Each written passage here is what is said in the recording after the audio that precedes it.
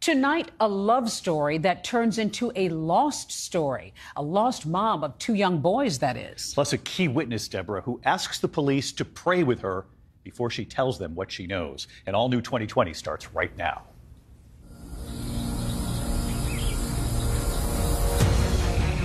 She was a wonderful mother. She loved her boys more than anything, more than her own life. A young woman who is a parent suddenly had disappeared. Was there anything suspicious in the car? And we saw in the back seat there were car seats, for the two boys. But to disappear without them, that was impossible. That was not Laura. She drops off the map. This wasn't going to be just a normal missing person. Oh, baby, don't go. Oh, baby, don't leave me. He knew how to charm a lady and charm the crowd alike. Oh, I don't want to leave you lonely. And then it wasn't too much longer later that Amanda came into the picture. What did Grant tell your mom about Laura? That she was crazy, she was mentally unstable. He lied. And here was a document that said she sold her kids for $25,000. And they were like, well, Laura's missing. And I was like, wait a freaking second. Are you sure?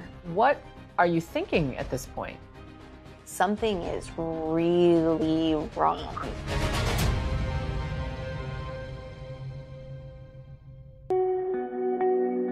You've got to be sick and deranged. What would drive anybody to commit such a crime? Wherever she is, her heart is breaking. The search continues. There's been cases I investigate I don't even remember. But then there's some that while you're in the midst of it, this one was just different. Oyster Creek is notorious for alligators. It's just a long, meandering creek. It's a small creek, slow moving in that area. Very dark, murky, muddy water. Has zero visibility. It's heavily wooded. There's a lot of lily pads. All the lily pads literally took off the creek. It was the perfect place to get rid of what they wanted to get rid of. This is Oyster Creek, a quiet spot about 30 miles outside Houston, Texas. On a hot, steamy July day, just like this one, back in 2011, police divers were scouring these murky waters, searching for clues in the disappearance of a young mom. But Laura Ackerson was last heard from 1,200 miles away from here, in North Carolina. Wednesday, July 13th at 4:19 p.m. Hi, lady, it's Laura. I'll be here in about an hour, but I'm going to go visit with our boys. Don't know what's going to happen as far as I'm concerned. Laura left that voicemail for a friend she promised to visit later that night. Meanwhile, another friend and business partner, Siobhan Mathis, was also waiting to hear from her. It was just very odd that it was going straight to her voicemail, because she always had that phone on. I walked to her house, but it's gated and locked and you can't get in, but I can see into the garage and her car wasn't there. Then she sends her an email. I'm really worried. If you don't get up with me, I'm going to call the police. Siobhan was getting more and more worried with every passing second. And she decided to report Laura missing. I don't want to think the worst, but it's almost like what else is there to think? Police in Raleigh, North Carolina start looking into Laura Ackerson's background. They find out she's a small-town girl from Michigan. Roger Ackerson was her dad. She was curious. She wanted to learn things. She'd crawl up in my lap with a book, want me to read to her. Laura's parents divorced when she was just a toddler. As she grew older, it was clear she had a bright spark. Full of dreams. She could see beyond the end of her nose, where a lot of people can't. Everybody she met, she would always see the good in everyone. She didn't become the valedictorian of her high school class because she didn't want to do all the work. But a couple of years down the road, she said, boy, I wish I had. After high school, she moved to North Carolina and landed a waitressing job. That's where she met Heidi Schumacher. We were working at Applebee's together. Her first day, I was training her. I, was a little snippety at her, and she said, "You're not going to talk to me like that. Nobody had ever stood up to me before." And I said, "Oh, you know what?" I smiled at her and I said, "Well, let's go out tonight. We're going to be great friends." And then, when Laura turned 23, she had an announcement to make. And she was like, "Oh my gosh, I have a surprise for you." And I said, "Okay, well, happy birthday," because it was on her birthday. And I was like, "Okay, what is the surprise?" She's like, "Okay, it's a guy." And I said, "Oh, all right, surprise, it's a guy." So flipping tight, shoes on the floor, food in the pan, what makes a man? Grant Hayes was a aspiring musical artist. Show me a woman, I'll show you a man. He was known to Raleigh area. Talk to her sweetly, tell her no lie. Raleigh is a place we call the New South. It's a great mix of people coming from all over the country, raising their families. It's big enough that you have a city atmosphere, but it also has some small town values. Downtown Raleigh was kind of burgeoning, and so there are all these, new bars and restaurants, and he was a musical act who would play at a lot of these places. Are you still with me when I'm gone? Are you still with me when I don't come? People liked his music. People liked his vibe. Grant Hayes, we love you. And she said, "We share a birthday. We're so connected." She thought it was some sort of cosmic intervention, that they were supposed to meet and they were supposed to be together. We were always together, and in the nighttime we'd go outside. And she was smitten. She was, and he was, he's a nice-looking guy. He's charismatic, and so seeing that, I think maybe a little bit of starstruck. I grew up in the pew, little Grant III, watching my father preach, and my mother would sing.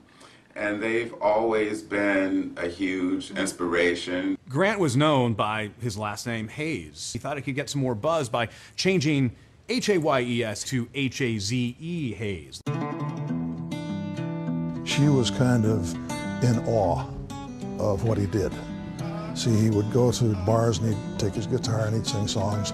I'm working with some iconic figures in history, music history. Little Richard, godfather of rock and roll. Laura and Grant fell in love very quickly. She goes, "My surprise is that I just got married." And I said, "Oh my gosh, awesome." She just was a spur of the moment kind of person, so it didn't really surprise me, I guess, that she would just meet somebody and get married to them. And she was like ecstatic at that moment. Laura got pregnant very early on, and she had a little boy named Grant, the fourth. Always referred to as Little Grant. What she told me after she delivered the baby was that she was very happy because when Grant walked in and saw him, he fell in love with the baby. Oh, baby, don't go. Oh, baby, don't leave me. Heidi was not a fan of Grant Hayes, and she was very clear about that. We've had hateful tension between us since the moment we met. And she said, "Why can't you just be happy for me?" I said, "I know, but I just got this really bad feeling from him." And, and she would say that I was just trying to protect her, and I was just being an overprotective friend, and, all that. And so I backed off. Soon, an opportunity in the Caribbean takes Laura and Grant's lives in very different directions. Party, stay out late, stay up all night. They were kind of living two separate lives. There was something simmering underneath that in the relationship. There may have been trouble there in paradise.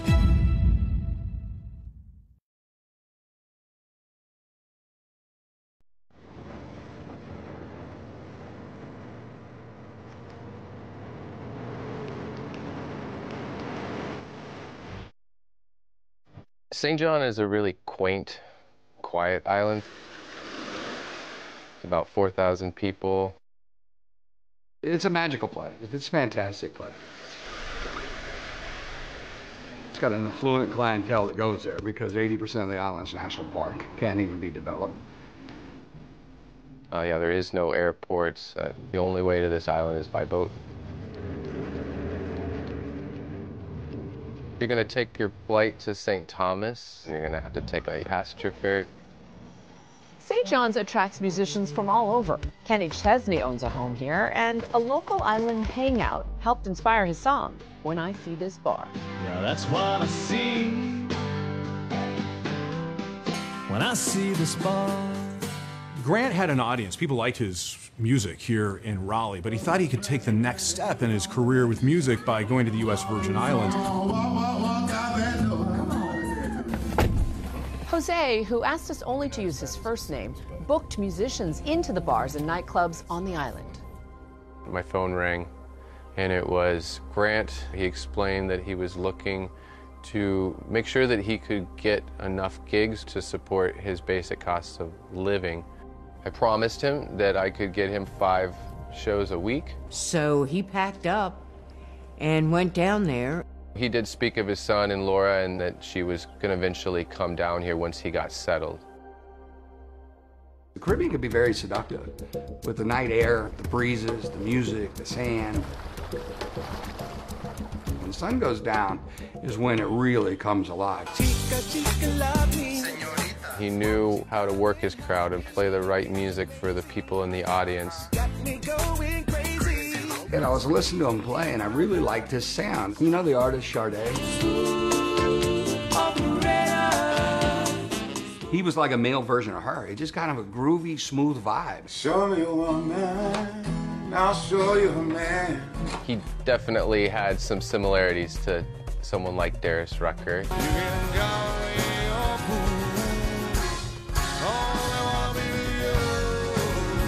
I want to love, and I want to give you more. I owned a bar on the island of St. John. How I first encountered Grant Hayes, he was playing, I believe it was at the Parrot Club. He was taking a break. He says, man, I really dig your sound. I'll bring some people from my bar down. And he says, really? From your bar? Yeah. But they won't be spending money with you if they're not at your bar. I don't care. We'll have a good time. Are you still with me when I'm gone? Are you still with me? He was just waiting for that one guy to come in that's on vacation that might be with a record company. To actually identify and recognize that this guy has talent and let's make him an offer. But for now, he had to make do with paychecks of $150 to $200 per gig. It looked from the outside looking in that Laura and Grant had a great relationship. No one really knew the trouble brewing. He was very possessive. It was like he owned her. Grant didn't want her to have a relationship with her brother. He did not want any close relationships except for the one with him. Well, she had pretty effectively been isolated from everyone else in her life.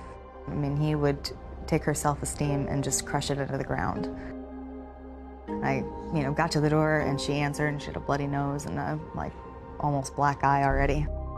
I tried to get the girl to the hospital or file a police report or anything. No, he won't do it again. It's okay. It's going to be okay. I'm not going to press charges. It's fine. She's an optimist. She thought, well, he may change eventually. Always looking for the better side of him.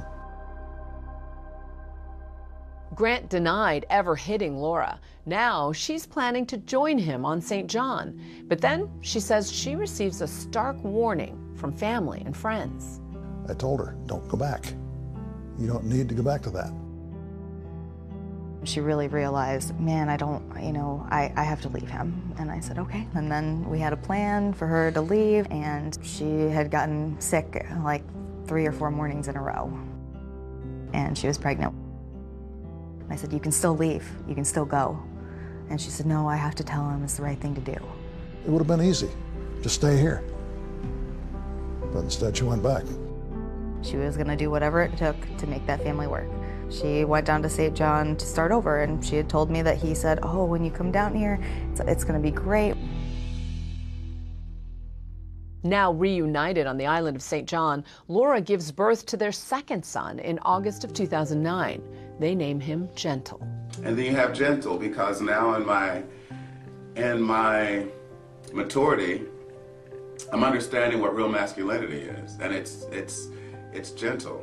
She was a wonderful mother. She loved her boys more than anything, more than her own life. She was a good mother, and she laid low and was a housewife. She wasn't into the party. They were kind of living two separate lives, and that's one of the reasons why he would hang out at my house, just so that he could do what he wanted and be himself, because he couldn't do that at home. Party, stay out late, stay up all night. I never saw him like walk over and kiss her on the cheek or any of that. There wasn't that kind of in-person tenderness between them that I ever saw. The little baby, Gentle, needed some medical attention and thought that here in North Carolina would be a better place to get him the medical care he needed. So she made plans to move back to take care of her boy. Laura had left the island and he was kind of on his own. That wasn't really good for him because then he could just really do whatever he wanted. He knew how to charm a lady and charm the crowd alike. So it wasn't hard for him to have a group of ladies to chat with after he stopped playing. And he had no problem getting them to blush and getting a phone number. And sure enough, another woman soon makes waves in Grant's island life. Amanda, to me, was a striking woman. And Laura became concerned and suspicious and had a huge surprise coming her way.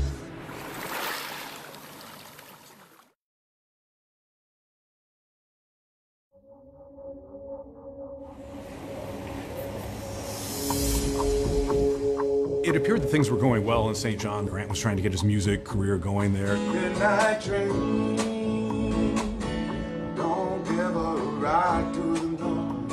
And Laura, she's living here in North Carolina with the two little boys, trying to get their youngest son needed medical treatment. And then it wasn't too much longer later that Amanda came into the picture. Amanda, to me, was a striking woman.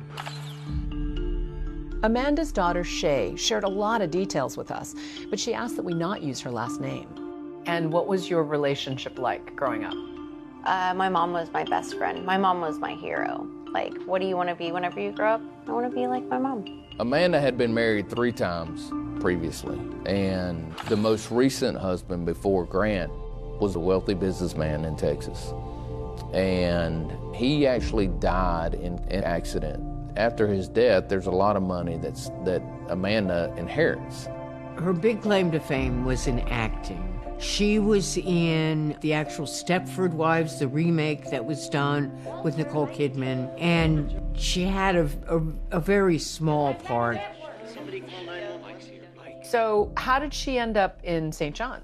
She went down there on vacation. She was supposed to be gone for 2 weeks. She loved it so much. She moved down to the Virgin Islands. That was where she wanted to live. You lived there with her? I did. How old were you at that point? I was 20. And so how did she meet Grant Hayes? He was playing music. So it brought some people down there to listen to Grant play, and Amanda come in. She was looking at him like she hadn't eaten in a while, and he was a steak. Who pursued whom? The tango is two-sided. And did you see their infatuation, romance unfold? It wasn't instant. It wasn't like, oh my gosh, fireworks, oh. I definitely started seeing him hanging with Amanda, and it was obvious that they were a couple. I called him out for it. I said, man, you can't be doing this with her up in the States, Gloria up in the States. He goes, oh, no, we're getting divorced, and it's over. She's staying up there. She's never coming back to the island. What was Grant's relationship like with Amanda? Yeah, I think with Amanda, because she was a little bit older, more mature, I don't think that she was sort of pushed around and controlled. Got very territorial. Let's say there's a group of females in there, and one was, Grant and her were having too much eye contact and smiles, whatever. Then Amanda, being over here, would have the server bring her a drink, so that's from Grant's girlfriend. It kind of set her territory.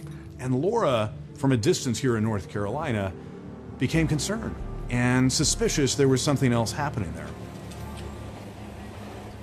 Eventually, this relationship between Amanda and Grant takes the next step. It develops into something more. And they make the move from the Virgin Islands to New York.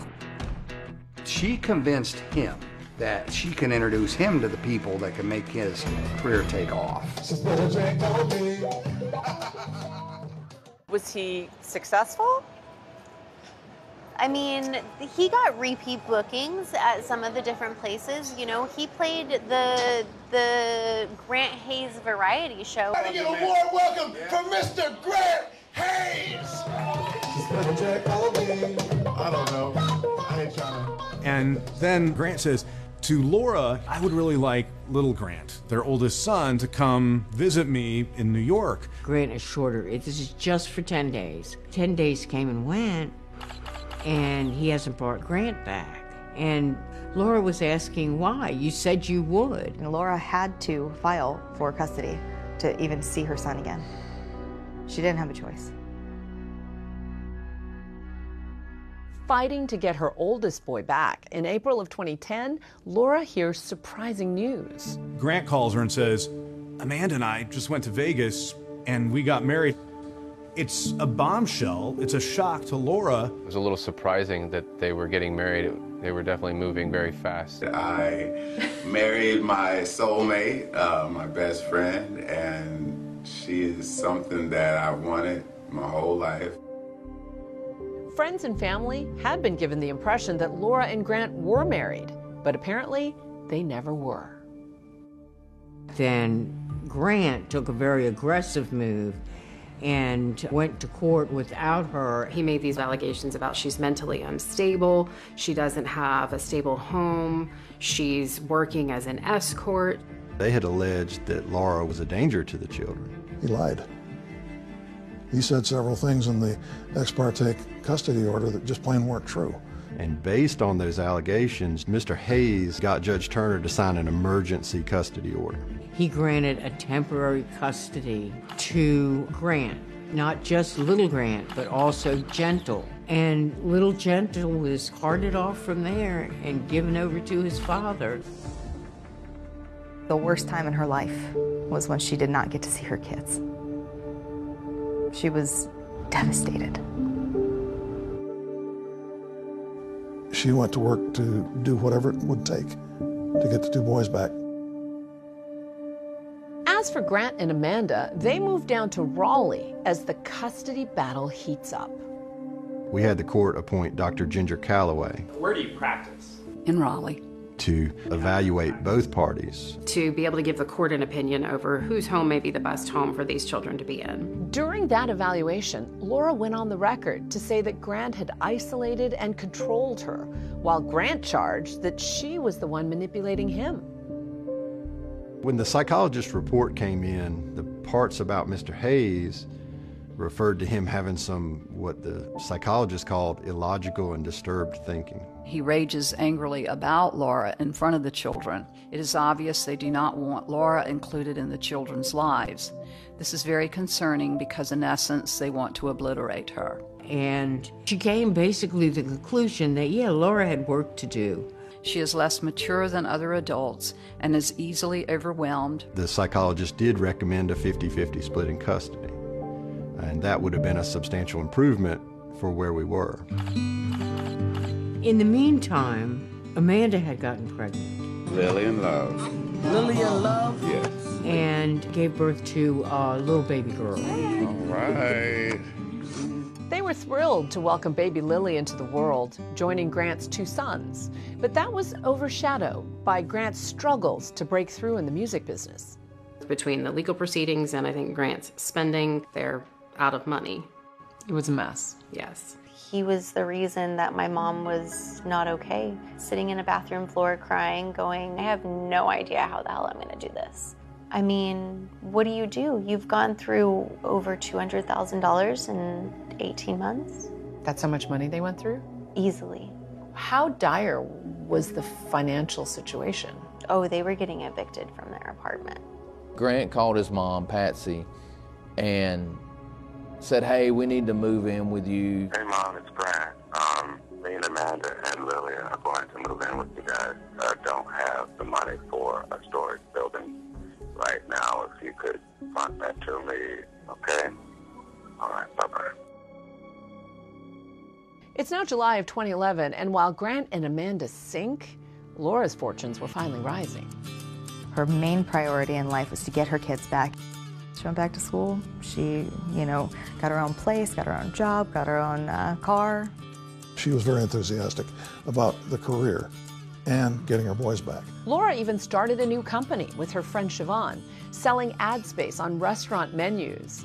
She successfully pitched local restaurant owners and socialized with new friends. I am going to Raleigh. I don't know if I'll be able to see it before 7, but I want to find out if they're going to be available after that at any point. So that's it. Laura sounds upbeat, but she has no idea that she's now driving straight into terrible danger.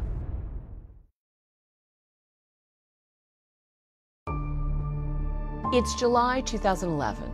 Laura Ackerson hasn't been heard from in days, and her friends are worried about the 27-year-old mother of 2.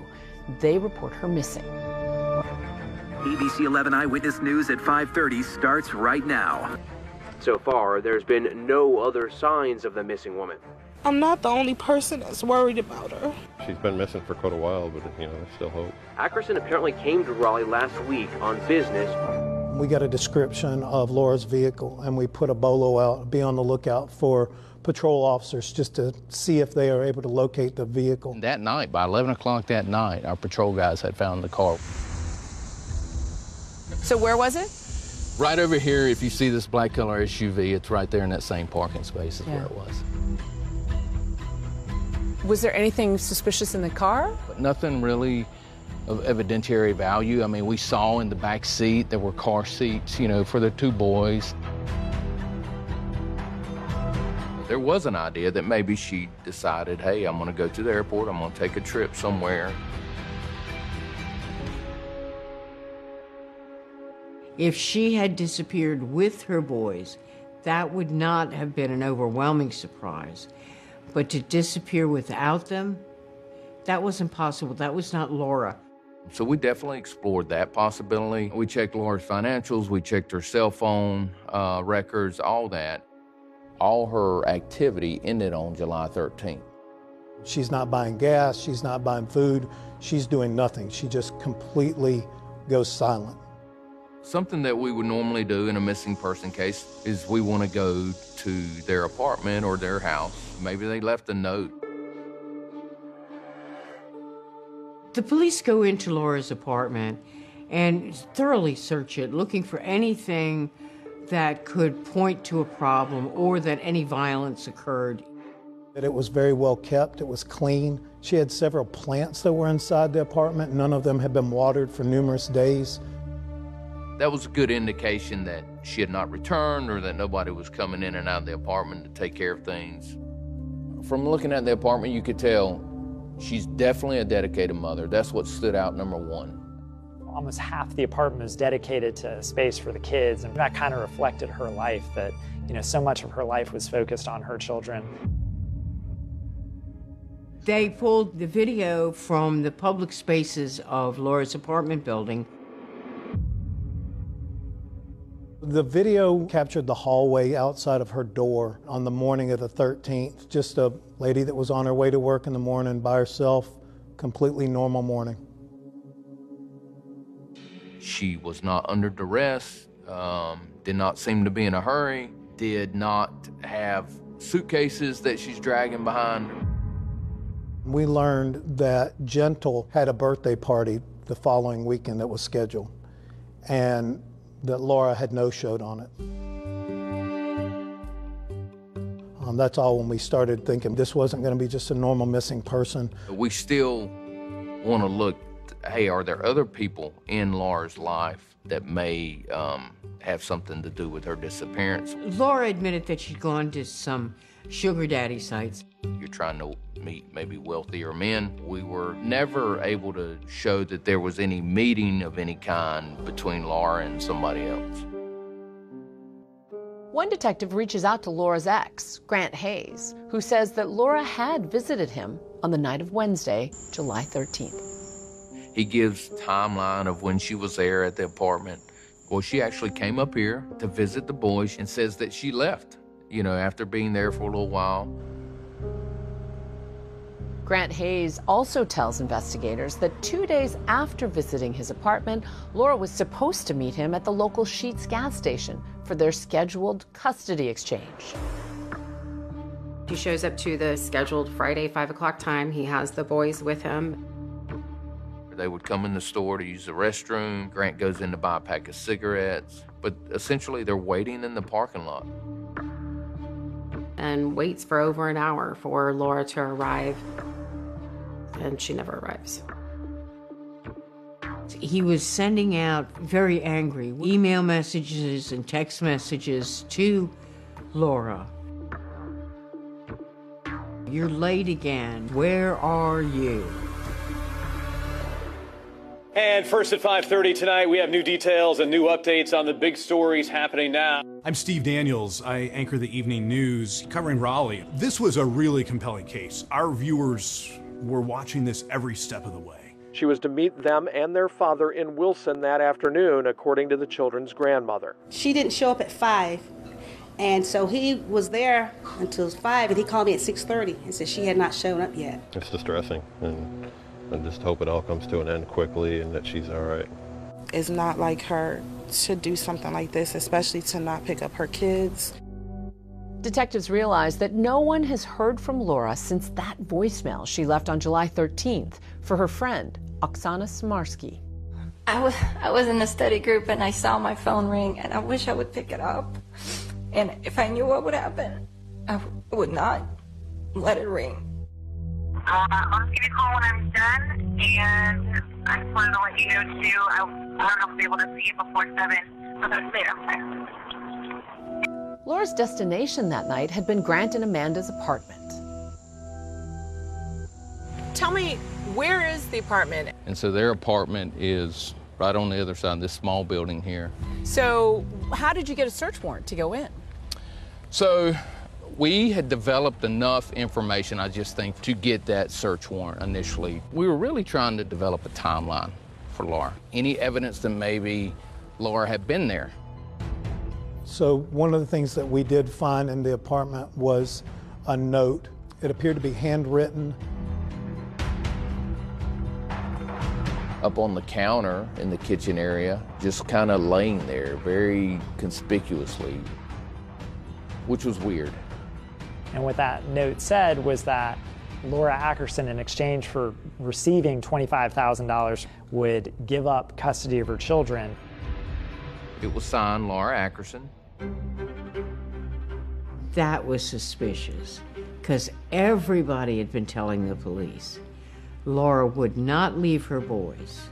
Those boys were Laura's life. She would have never signed over her children for any amount of money. Why a note? You already are going through the court system. Why don't you just go through your attorneys? And that is not the only curious discovery in that apartment. As soon as they opened the door, hit with the overwhelming smell of bleach.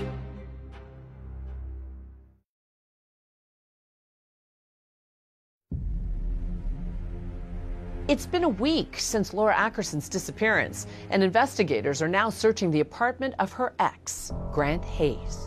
Police were here yesterday asking a lot of questions. It's a 3-bedroom apartment. There's a small kitchen area. I remember there being a couch, maybe a table, but there's not a lot of furniture. Was there anything unusual about that moment when you walked in the door? It smelled like bleach. You know, it's just that strong odor of bleach that hits you. And so what did that tell you? At least that someone had been cleaning is what it appeared. But then we see this large, bleach stain. At that point, alarm bells are going off. Right. And that's not like a little old stain. No, a significant bleach stain right at the entryway in the apartment. It was clear something happened right here at this door that required them to bleach this carpet. And then there were a couple other things that we find that kind of throw up red flags as well. The bathroom, which before July 13th had been the place where the little boys went to brush their teeth, take their baths, play in the bathtub. Suddenly, there was nothing in that room. It's the cleanest bathroom I've ever been in. There's no floor mats, there's no shower curtain. And like shiny clean on every possible surface. And what does that point to? that something has taken place inside this bathroom that required cleaning. And I think it really stuck out too because the rest of the home, it wasn't super dirty, but it was not clean to the level that that bathroom was clean. Clearly, something happened in that bathroom. We did everything that you could do to a bathroom. We tore it apart. We ripped up the floor. We took out the plumbing and did everything that you could do forensically at that time. We even went to the apartment below, came up through the ceiling to get the plumbing, and nothing. There was nothing. There was no blood. Laura's body was not there. Nothing broken to indicate a struggle. So we still are kind of on the fence of what do we have here? So investigators now have a lot more questions for Grant and Amanda. But first, they have to find them. Detective Falk had learned that Amanda had a daughter. Her name was Shay. And Detective Falk conducted an interview with her. The police show up at your door. What was that like? Terrifying. I've never had a speeding ticket before. I've never been in trouble before. And so what did you tell them? Well, they wanted to know where my mom was. And I was like, what do you mean, where is my mom? And I was like, what is this about? And they were like, well, Laura's missing. And I was like, wait a freaking second. You guys need to find my mom. And I need you to find out where the babies are because they are probably not okay. Where Shay tells us my mom and Grant, they took off and they went down to Texas. Grant and Amanda were loading the kids up and making a trip to Texas to visit Amanda's sister, Karen Berry. She was going to go visit my aunt because my grandmother had just died and she hadn't seen her sister in years. And I told my mom, I was like, I want to go with you. And she told me no. Amanda's daughter, Shay, tells police Grant rented a U-Haul trailer at this location on July 16th. That's 3 days after Laura went missing. Now what investigators want to know is why. So after finding that, I requested surveillance video from U-Haul here in Raleigh. Why'd they rent a U-Haul trailer? Well, according to Shay, there's this kind of antique hutch that she was going to give to my aunt. At this point, Grant and Amanda were downsizing their belongings as they were getting ready to move. I guess that Grant was like, take it to your sister's, it'll be safe there. Did that sound odd to you? I mean, we've had this piece of furniture for like 20 years. Why are you worried about where it's going to be now? But whatever. Grant makes a comment when he goes to get the U-Haul trailer that he's going on a fishing trip with his sons. The police wanted to know where Grant was, and so they checked his cell phone pings and found out that he was in Texas. One of the first pings that we get on Amanda's cell phone is her sister Karen Berry's house. The court ordered that they were not allowed to take Grant and Gentle out of the state of North Carolina until the whole custody situation is resolved. It was definitely significant to us that he was willing to take the risk and go to Texas with these boys, knowing that if that was found out, that would be a problem for him. Pretty immediately, we make a decision, hey, we've got to go to Texas. This is literally a 20-hour drive on a hunch that we could find evidence out there. So Skinner Lane is in the middle of nowhere. Two deputies, myself, drove to Karen Berry's house cold. She didn't know we were coming. We told her that basically we wanted to talk to her about Grant and Amanda. She told us that she was expecting us. She was very, very nervous. She cried a lot, and she said, before I answer any more questions, do you mind if I pray? And it means there's something big that you're about to tell us. And as a homicide detective, anytime somebody wants to pray, you let them pray.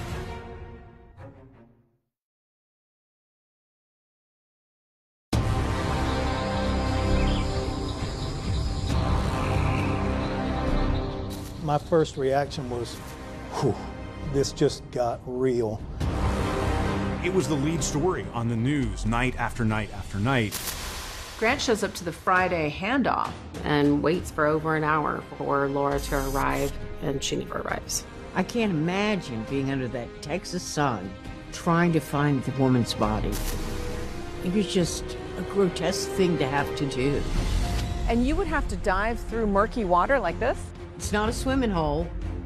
It's not a place where people go paddling in. This is just sort of a wasteland. You found a manual for the power saw. What went through your mind? No one does construction work in this house. And I'm just buying a saw at 2 o'clock in the morning. How the hell did we get here? As soon as prosecutors hear this song, they're like, wow. It was a song. Not real life. Until it is real life.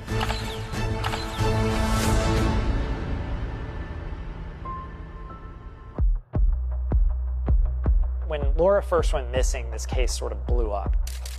A young woman who's a parent who suddenly had disappeared, and she really disappeared off the face of the earth. At this point in the investigation, we really don't know what exactly has happened to Laura. Grant and Amanda had gone down to Texas to visit Amanda's sister. They rented a U-Haul trailer. We knew that Grant and Amanda had come back to Raleigh. Where is Laura Ackerson? That's what everyone's been wondering since she went missing days ago. Raleigh police finally have what could be a breakthrough lead, so they drive 1,200 miles to pay an unexpected visit to Amanda's sister, here in Richmond, Texas. Karen Berry was Amanda's sister, but in a lot of ways, she was more of a mother figure. She was who Amanda always turned to when she had any problems. Well, it was a Sunday afternoon, and I received a call out advising that the Raleigh Police Department had traveled from North Carolina, and they were requesting some investigative assistance from the sheriff's office. When they knock on the door of Karen Berry and she answers, it's almost like she was counting the minutes for them to get there. And her first reaction to them is, you can come in and I'll talk to you, but can I just have a moment to pray first? There's some soul searching going on. Yes. And do you remember the words that she prayed? Basically just a prayer of, give me the strength to do the right thing, to help me do what I need to do. After she finished praying, she tells us that Grant and Amanda had shown up on Monday the 18th. She's excited to see her sister. Lily had just been born, and Karen had never seen her. She had never met Grant. Karen didn't get a very good impression of Grant because he was hyper nervous. Grant slept most of the day. Karen pointed that out. And she could tell something was wrong with her sister. Amanda seemed troubled, but also concerning were several inquiries that Amanda and Grant had made of her and her boys. What were the peculiar questions? Well, one was about the creek. Just across the street is Oyster Creek. Karen's boys, they had a flat-bottom boat. Grant and Amanda, they were asking permission to use the boat to go out there to explore for sharks. Well, we're 90 miles inland, and this is a freshwater creek. I'm pretty confident there's never been a sighting of a shark in Fort Bend County. Grant asked, are there alligators where I can access Oyster Creek? And then they talk about they want to go fishing. They'll take the boat out fishing. And Karen said, no, that is not a place that you need little toddlers fishing.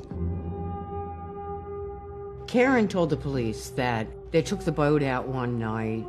She didn't know why. The boys were sound asleep, so it didn't make any sense to her. We conveyed to her repeatedly that we are not looking at her as a suspect. And then we directed the conversation toward Laura. Did Grant and Amanda tell you anything? She clearly conveyed to me that Laura and Amanda did not get along. And then she told us Amanda had come into the kitchen and said, I need to talk with you outside. It's important. Amanda said Laura's not a good person. Amanda then tells Karen, I hurt her, I hurt Laura, I pushed her, and it's bad. We asked her, do you think that Laura's dead? And Karen said, I think that there's a good chance. And at that point, she gave us consent to search the property. The scene was immediately cordoned off. There were several areas on the property itself that we needed to search. in addition to searching the creek across the street. This creek is off of Skinner Lane off in Corbin County. We're about 100 yards west of the 4300 block. It looks different now, right? Yeah, things have changed a lot in the last 13 years. There were big piles of trash all in the backyard. There was a hog pen to the right of the house. You uncovered a lot of evidence here. We did. We uncovered a lot of evidence. Karen was asked what items were left behind. Are these yours, or are these something that you know nothing about? We found some empty carry-on suitcases, presumably left by Grant or Amanda. We found some ice chests. Karen was not aware that they came down there with 3 coolers until she saw Grant cleaning them out in the backyard.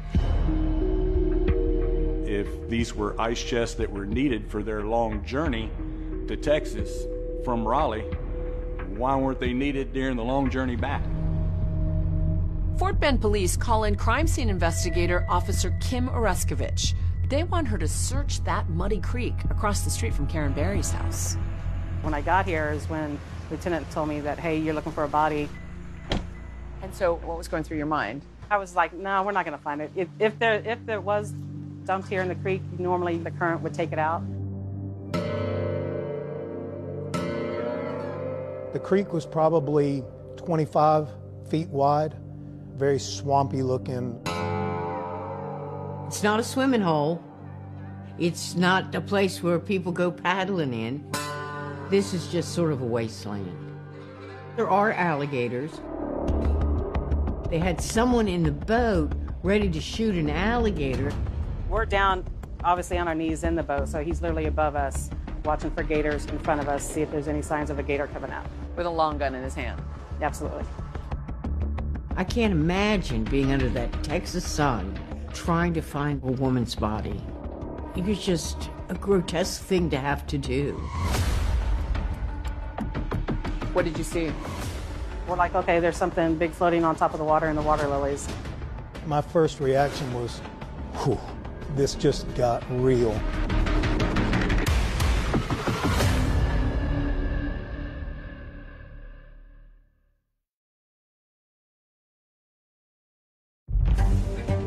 From the water to the riverbed, the search for Laura Ackerson continues.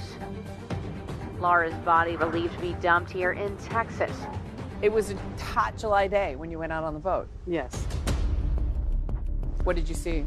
We found something big floating on top of the water and the water lilies. And it was just white and pinkish. And when we got up close to it, you could see that it's one half of a torso.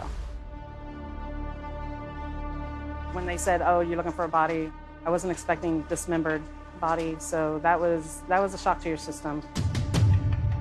Kim pretty quickly locates what ultimately was determined to be 2 portions of a torso kind of tangled up in the vegetation of the creek.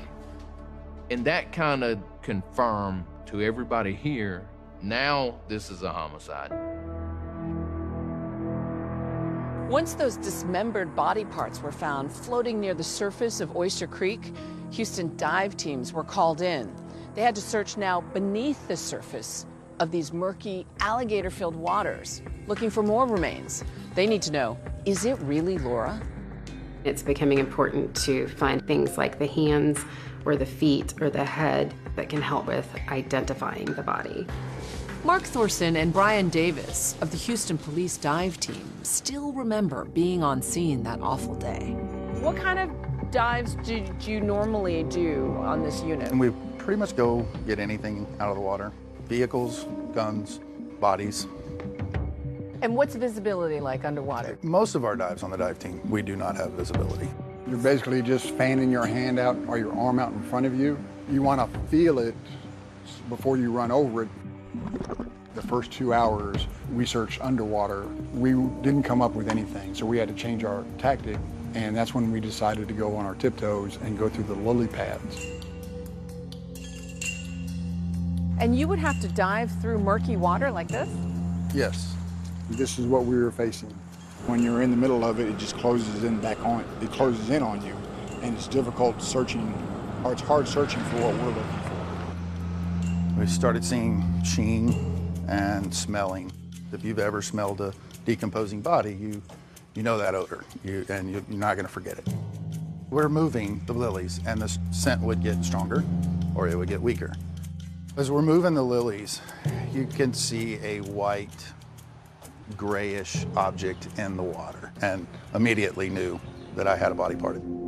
All I saw was what looked like skin, and I could see a bone. I called out to Mark. Mark swam over, and he placed his hands on top of mine and rolled it, and that was when we learned that we had the head. We recovered virtually all of her body, but the most important piece was being able to recover her head, because we were able to do dental record comparisons where that's as good as a fingerprint. They were able to confirm that it was Laura Ackerson, and that mother of 2 boys was now dead.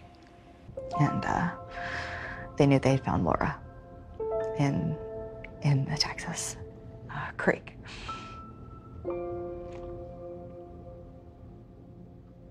Sorry. What was your reaction when you heard about body parts being found in a creek near your aunt's house, and somehow your mom's mixed up in it? It was the most devastating thing to have ever happened in my life. In my interviews with Karen, I was aware that Grant and Amanda were inquiring about where a Home Depot was at. They had some shopping that they wanted to do. Investigators visit a local Home Depot and uncover this video of Grant purchasing suspicious items, including muriatic acid. We had video evidence of the purchase of the muriatic acid, garbage can, and also some large cuff neoprene chemical-resistant gloves. A Home Depot employee told law enforcement that Grant had asked if the acid would eliminate the odor from a hog pen. We searched the hog pen, and we noticed a larger darkened spot, circular spot, right in the middle of the hog pen. In getting close to the soil, you could smell the chemical smell of presumably muriatic acid. So what do you think happened there? They attempted to dispose of Laura in that hog pen. Destroy her Yes. physical remains. Or at least means of identifying her. Despite having found Laura's body parts, the police still don't know how she was killed. But they do have enough evidence for arrest warrants for Grant and Amanda. We head down to Kinston to arrest Grant and Amanda at her parents' house. And we take them into custody. Grant left a note on the dresser of his parents' house, and it said that he grants sole custody of Grant, Gentle, and Lily to his parents. He had to know that he was in a dangerous position. Both Grant Hayes and his wife Amanda are now in jail. Hayes and his wife Amanda are both charged with murder in the death of Laura Ackerson. Both pleaded not guilty. I even sent him a message. He said, Grant, what the hell, dude? What are you doing? Wait, why? You know? I don't know if he ever read he was incarcerated at that point. What was your reaction to her arrest and being charged with murder? Shocked. How the hell did we get here? I can't imagine a daughter watching her mother be arrested and charged with murder and have to contend with that. It's soul-shattering. It makes you question your morals and values. It makes you question who you are. Soon, authorities find even more evidence they say will bolster their case. When you see the surveillance video, what went through your mind? It's scary, it's barbaric, it's inhumane.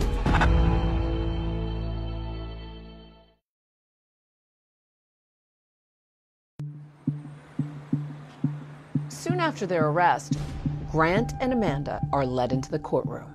Are you Grant Ruffin Hayes? Yes. Jason Ackerson watched from the front row as the father of his sister's children faced a judge. Grant Hayes III is now charged with killing his children's mother. They have also charged his wife, Amanda Hayes, with murder. Today, both Hayes and his wife went back to jail with no bond. These guys are monsters. My mom's not a monster. She got pulled into a bad situation. that woman in that picture is not the mama that I grew up with. Shay, she didn't think her mother could be responsible for anything violent. At some point, she had found this owner's manual for a skill saw. You found a manual for the power saw. For some type of power saw. What went through your mind? No one does construction work in this house, and I don't see anything freshly built. She made a decision to kind of help us. I figured if they had the manual, they could figure out where he bought it, and they did. It was Walmart that tells us, yeah, we actually sold one on the early morning hours of July 14th. They found Grant Hayes at 2:30 in the morning after Laura Ackerson was last seen on the 13th at Walmart buying supplies, plastic gloves, PPE, plus a reciprocating saw. A reciprocating saw, depending on the blade you use, can rip through almost anything. The video shows him kind of pacing back and forth and looking at the different saws. You know, you wonder, like, what's going through his mind as he's doing this. He went in, he didn't disguise himself. He didn't try to cover up his looks, didn't try to dodge cameras. He's very cool and calm and collected, knowing that he's got a dead body at home. I'm just buying a saw at 2 o'clock in the morning. I am a retired reporter with the ABC station in Raleigh, Durham, North Carolina. I'm at Crump right now in Raleigh. I was the crime reporter. Early in pretrial motions, we started learning that the defense strategy for Amanda appeared to be to blame Grant. And for Grant, it appeared to be to blame Amanda. They both throw each other under the bus. They absolutely do. They both blame each other. It's like a murderous he said, she said. For sure. And it makes sense, right? If you're looking at it from a defense standpoint, for either one of them, you need to blame it on somebody else. Once it became clear from defense motions that one defendant was going to blame the other, the judge said if we do them separately, they both get a fair trial. Finally, 2 years after the murder of Laura Ackerson, Grant's trial begins. I was an assistant district attorney. I prosecuted Grant and Amanda Hayes. On July 13th of 2011, Laura Ackerson woke up excited. Little did she know that within 24 hours, that man, the father of her children, would be the one responsible for her murder and disappearance. I represented Grant Hayes. Another attorney, Will Durham, joined me. Our defense was Grant didn't do this. There's no evidence he did this, and all the evidence suggests that Amanda is the perpetrator of the homicide. His attorneys made this point, and they were right. Just because Grant did a gruesome deed by disposing of a body and dismembering it doesn't mean he's a murderer. His mindset was very much, he didn't do this, they couldn't prove it, and he would be fine. In the 2 years since the murder, Grant Hayes has appeared in court several times. Some court observers say he often looks smug. Maybe that's because he thinks he can pin the murder of Laura Ackerson on his wife. What was Grant's demeanor like during the trial? Disgusting. He was so nonchalant. He had no problem. He was going to beat this. District Attorney may call your witness. The way the prosecution decides to begin their case is to paint a portrait of Laura Ackerson. To do that, they bring in the people who know her best. Laura loved her children more than anything, and it showed in every action that she took. I told Laura that if she wanted to fight for her kids, I would be there to support her. And she said, I'm going to fight every step of the way. Would you state your name, please? Siobhan Nicole Mathis.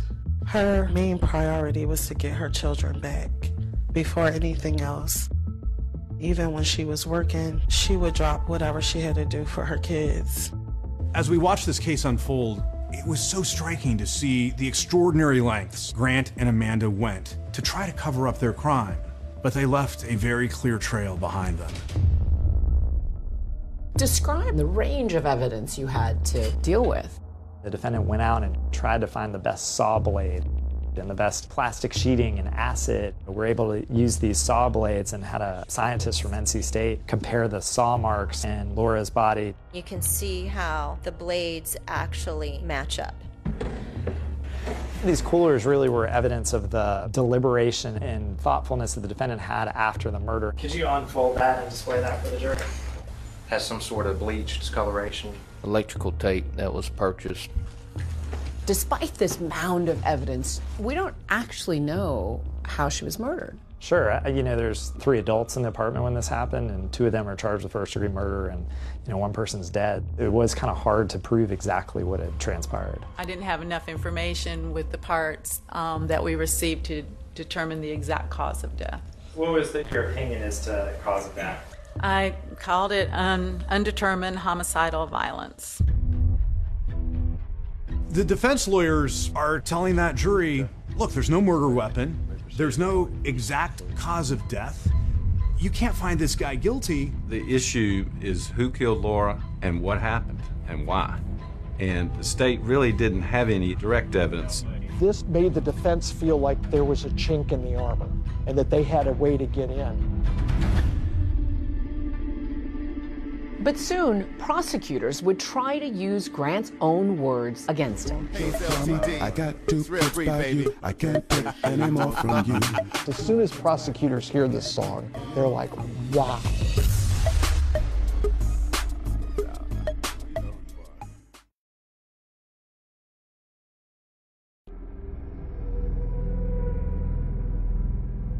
Despite the mountain of evidence in this case, it's still unclear who killed Laura and how.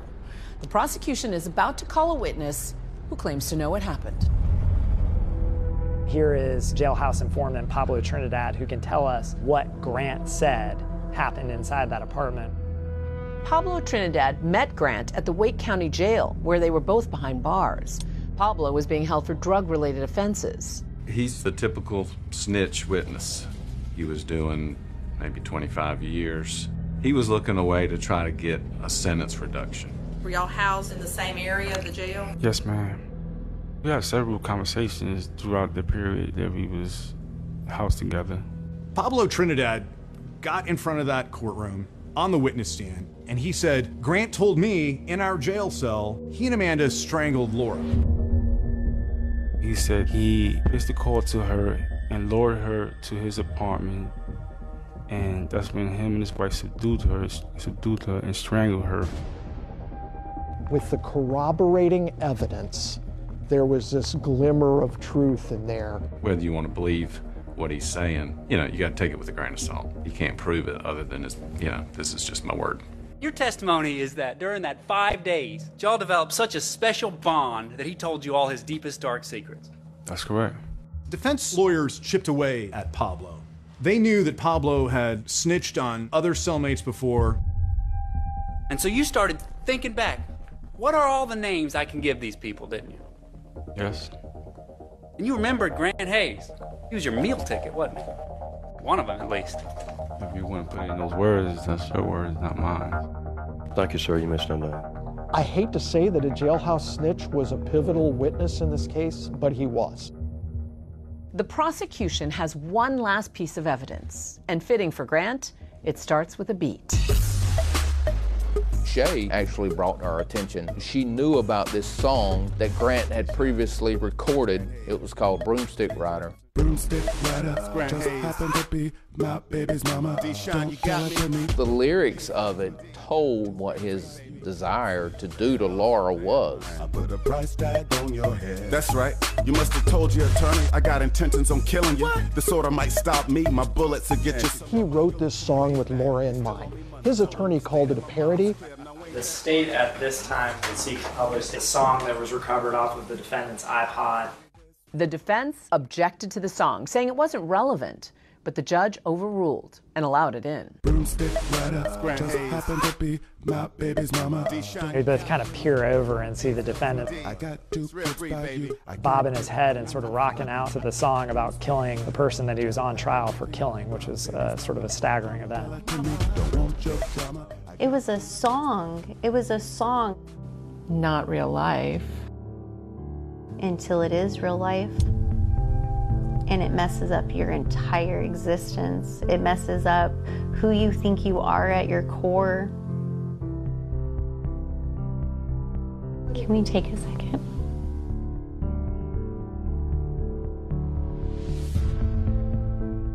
The defense calls a witness with crucial first-hand testimony that seems to support Grant's version of the story. It's Amanda's sister, Karen Berry. Remember, Amanda told her sister that she hurt Laura. Could you please state your name for the court? Karen Berry. Could you tell me how you know Amanda Hayes? She's my sister. The defense is trying to prove Grant didn't commit this crime, that it was Amanda who committed this crime. Our case focused on statements that Amanda made to her sister. She came in and she told me that she had hurt Laura and that she had hurt her bad. She says, I hurt Laura, not we hurt Laura, or he hurt Laura. It actually benefited Grant to some degree because for Grant, you know, his defense is Amanda did this. Well, that was definitely a defense bombshell. But when she was pressed further, she detailed another story that happened. I said, I want the truth out of you now. And I looked her straight in the eye and I asked her if she was covering for Grant. How did she answer? She looked me straight in the eye. She shook her head and went. Well, that kind of undid everything else. The defendant's whole case sort of backfired on them. I mean, Karen's testimony did not come out like they wanted to come out. In their closing arguments, each side has one last chance to convince the jury.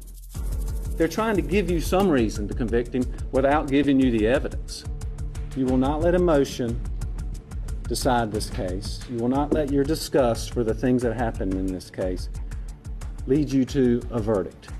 Ladies and gentlemen of the jury, I really wanted to communicate to the jury that the way that this murder happened was different. It was more personal.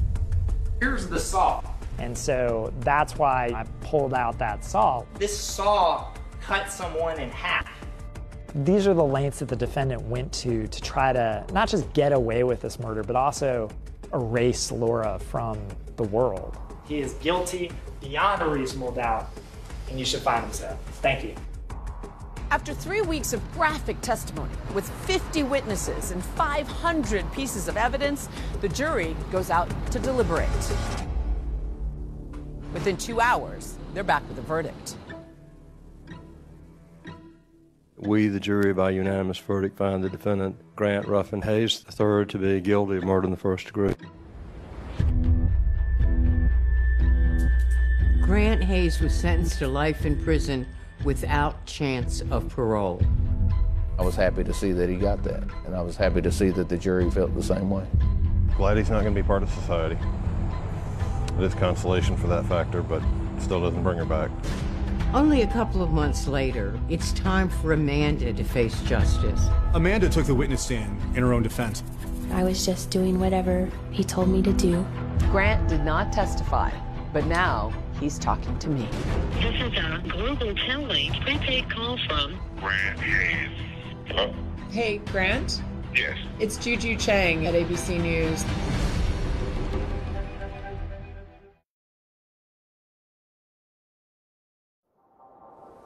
This is a Global Tellink prepaid call from Grant Hayes. After Grant's trial and conviction, many questions remain unanswered, like what happened in that apartment. So we arranged to speak with him from prison. But his claims about how Laura died doesn't really add up. Grant, can you hear me? It's Juju Chang at ABC News. Thanks so much for calling. Thank you for picking up. So let me ask you this. People have described you as very charming, but also manipulative and even scary. I don't really have any defense for what people think about my character. But, you know, I'm not in prison for being a bad person. I'm in prison for killing a woman. And that didn't happen. So you're saying you didn't kill Laura? No, I didn't kill Laura. So what happened that night in the apartment? How did she die? From what I was told, when I left the room, she had asked to hold our 5-week-old baby, and Amanda had refused her. And Amanda told me that Laura had actually grabbed her by the hair and pulled her back, and that she had swung back with her elbow, hit her, dislodged herself from her, and ran into my recording studio. And when I came back in the room, Laura was laid out. I just want to get this straight, Grant. You're blaming Laura for her own death? Laura attacked the woman. I don't know any other way to look at it. And so at that point, why not call 911 to try to resuscitate her? I was freaked out. Honestly, I was afraid. I was very, very afraid. And then you're captured on video buying a saw. Who came up with that plan? Well, Amanda had a plan to take Laura's body to a swamp at her sister's in Texas. And we had to get it out of the house, and the only way we could do that was if it were dismembered. So I guess you could say it was carrying out a plan that was Amanda's. It's only been a few months since Grant's conviction, and now Amanda Hayes' trial is set to begin. In Amanda's trial, we're still putting forward the same evidence as Grant's trial, but at the same time, we want to accent Amanda's role in everything. The defense was trying to show Amanda she was coerced by Grant and only did what Grant said in order to protect herself and her child. But Amanda isn't just sitting there idly. She is an active participant in everything that we see. In Texas, there was a camera trying to catch people illegally dumping or littering, and it captures exactly that. Where are we in relation to where her sister's house is and where the body parts were found? We're just a mile and a half down. At my particular unit, we were in charge of environmental crimes. At that time, the camera was set up right where you see these two trees. Saw something was odd in the photos. The female that got out of the truck started unloaded boxes and jugs and started shoving them under the tree in this fence line right behind me. She was shoving it into the bushes. And then I found some boxes of acid. Seemed really strange. And I had watched the news the night before showing her court appearance in Raleigh. And so how did you put that two and two together? They looked the same, looked like the same lady. It was kind of really basic. People look at that and say, she doesn't look like she's under duress. She doesn't look like she's afraid. A picture can tell 1,000 words, but it can hide 1,000 words too. What do you think that picture was hiding? I think that picture shows a still frame of a woman thinking she's out in the middle of nowhere in the country and just trying to hurry up, get it over with, get it done. And my question is, if you are driving a vehicle down the road, dumping evidence, and you are so scared, keep driving. Go to the police, go somewhere for help. The one difference between these two trials, we found out Amanda would testify. I think the defense had decided that if she went on the stand, she had a way of projecting innocence. Right now, we're going to begin with the North Carolina trial of a woman accused of killing the mother of her stepchildren. Taking the stand for the first time this week, Amanda Hayes' defense was simple. I was just doing whatever he told me to do. Her husband made her do it. How would you describe her? Strong, poised, well-rehearsed, but in a very sweet, almost sing-songy baby voice. Amanda, did you kill Laura Ackerson? No, sir, I did not. Did you help Grant kill Laura Ackerson? I absolutely did not. Were you present when Grant killed Laura Ackerson? No, sir, I was not. Grant told me that Amanda killed Laura in self-defense, but Amanda says it began with an accident. The picture that Amanda paints inside that apartment on the night of the murder has Laura bumping into Amanda as Amanda is holding their newborn baby, and describes Laura falling to the ground. Amanda Hayes says she had no idea Laura Ackerson had died after Ackerson was injured at the Hayes Raleigh apartment. She says she left with the children when Ackerson fell and hit her head. I think she hurt her own credibility by telling these implausible stories about she came back after a couple of hours and had no idea that Laura had been killed and her body disposed of. You can't even do all that in a couple of hours. This is a small apartment. Dismembering somebody takes a lot of things. Seems hard to believe that your mother didn't know. It seems hard. It does seem hard to wrap your head around. It does. I know you love your mom. I know you support her. Could it be that you're seeing it through rose-colored glasses? Absolutely. And that perhaps she was more involved than you'd like to believe? Nobody will ever know what they don't know. She also testified that her husband threatened to kill her if she didn't help dispose of the body. He told me that that I had to help figure out how to get rid of this body, or else none of us were making it back to North Carolina, to Raleigh. Did it ever seem to you like she could have also been a victim of Grant Hayes? You know, I feel like there's a possibility that Amanda was a victim of Grant's charisma, Grant's narcissism. But beyond that, I don't believe that she was a victim of anything. No one knows what that relationship's like, but and those pictures on Amanda's camera reflect Amanda having a good time and smiling the whole time. Amanda Hayes is a former bit part performer who attended acting school in New York, but according to one of the prosecutors, none of her acting jobs were as good as the one she gave in this courtroom. She has given the performance of her life. She came across as sympathetic. She came across as, you know, Grant's the controlling jerk, and I just got swept up in all this.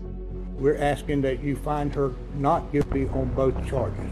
But would the jury believe Amanda? We may never know what kind of verdict Amanda Hayes expected. If it was something different than what she got, her face didn't show it. And what does Grant make of it all? Laura's death killed me. You're saying essentially that you're the victim in all of this.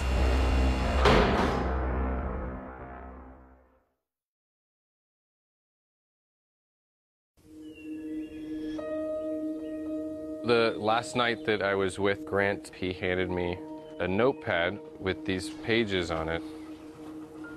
Told me that it was important lyrics and that it was going to be worth money one day. But this was probably the most unsettling of the poetry that I found.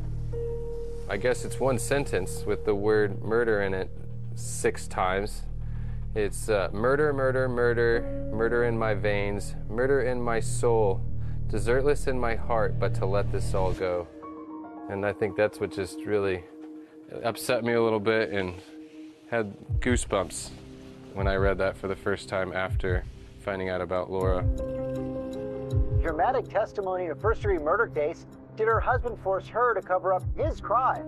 It will be up to the jury to decide if Amanda Hayes was his accomplice or another victim. It's time for Amanda to face justice. They wanted Amanda found responsible for her role in the death of Laura to the tune of first-degree murder. It is the unanimous verdict of the jury that the defendant is guilty of murder in the second degree. Amanda was convicted of the lesser charge of second-degree murder, and she was sentenced to between 13 and 17 years in a North Carolina prison. They were both there. They both had the opportunity to save Laura's life. Neither one of them did it, so to me that makes them both guilty of first-degree murder. What was your reaction to the verdict against your mom? It was a glimpse of hope. Why is that? Because it wasn't life with no chance of parole.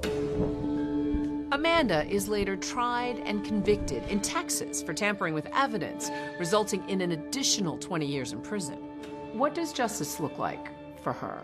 I think more of it is what does justice look like for Laura and those little boys. Who actually delivered a death blow? I don't know if Grant did it or if Amanda did it. The fact is, this husband and wife collaborated to kill this woman. Despite being convicted for killing Laura, Grant remains steadfast in defending his image. It doesn't sound to me like you have a lot of remorse about Laura's death. Let me tell you something about my remorse in Laura's death. Laura's death killed me, killed my family. So I think I'm the most remorseful person. I am the one who everyone points at and says, he did this. He's the bad guy. He's the monster under the bed. It's just not true. You're saying essentially that you're the victim in all of this. No. Amanda and Lillian were the victims. What, if any, regrets do you have in this whole matter? I regret that we took her body apart. Ooh. It just colors the way that people are going to see me for the rest of my life. When you think about Laura, what comes to mind? I talked to her. I ask her to always watch over all of the kids. And I tell her thank you for watching over me. Today, all 3 of Grant's children are being raised by his own mother. The kids have no contact with Grant or Amanda. Those boys were Laura's life. She was doing everything to have a better life for them. She was a wonderful mother. She loved her boys more than anything, more than her own life.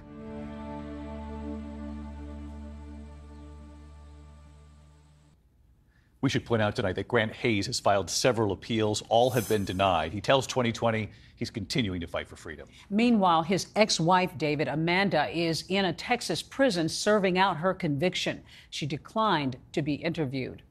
That's our program for tonight. Thanks so much for watching. I'm Deborah Roberts. And I'm David Muir. From all of us here at ABC News in 2020, good night.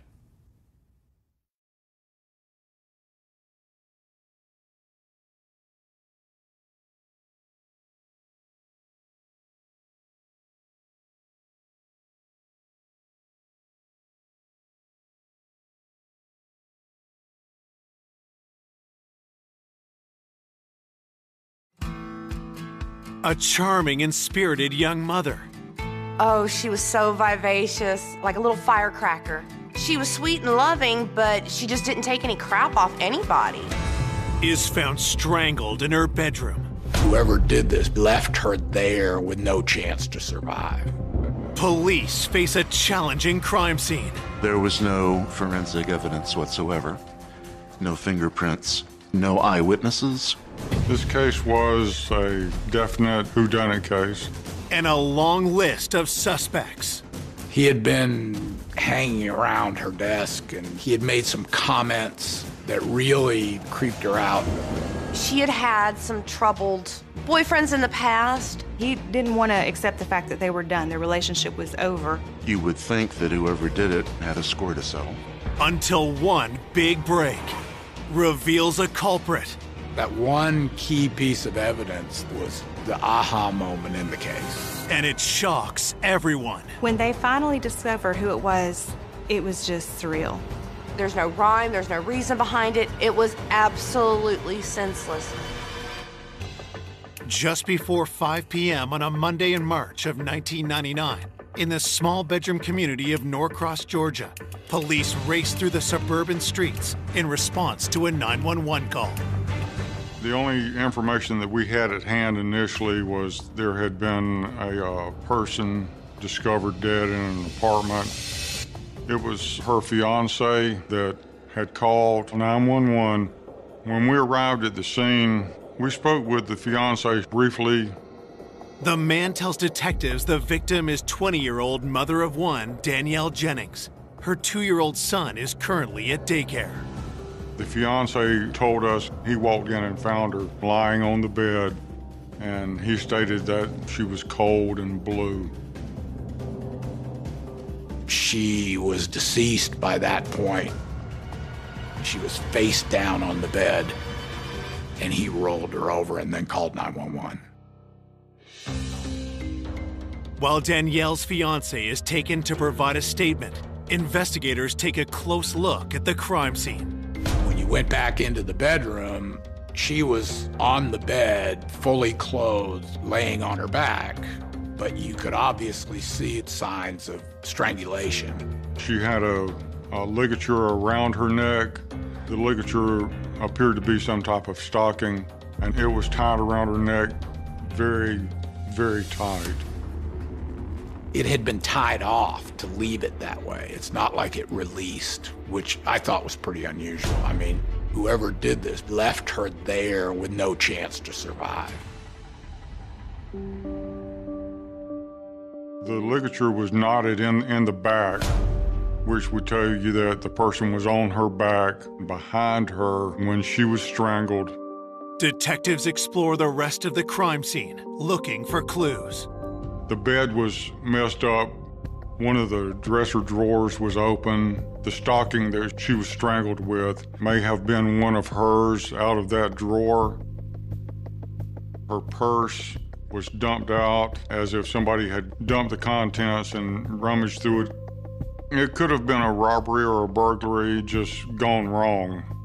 However, there was other stuff such as cameras, miscellaneous jewelry that could have been taken, but they were not taken.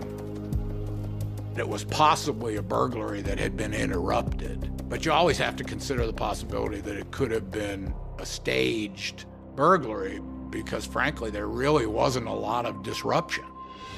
Next, investigators try to determine how the killer entered the apartment.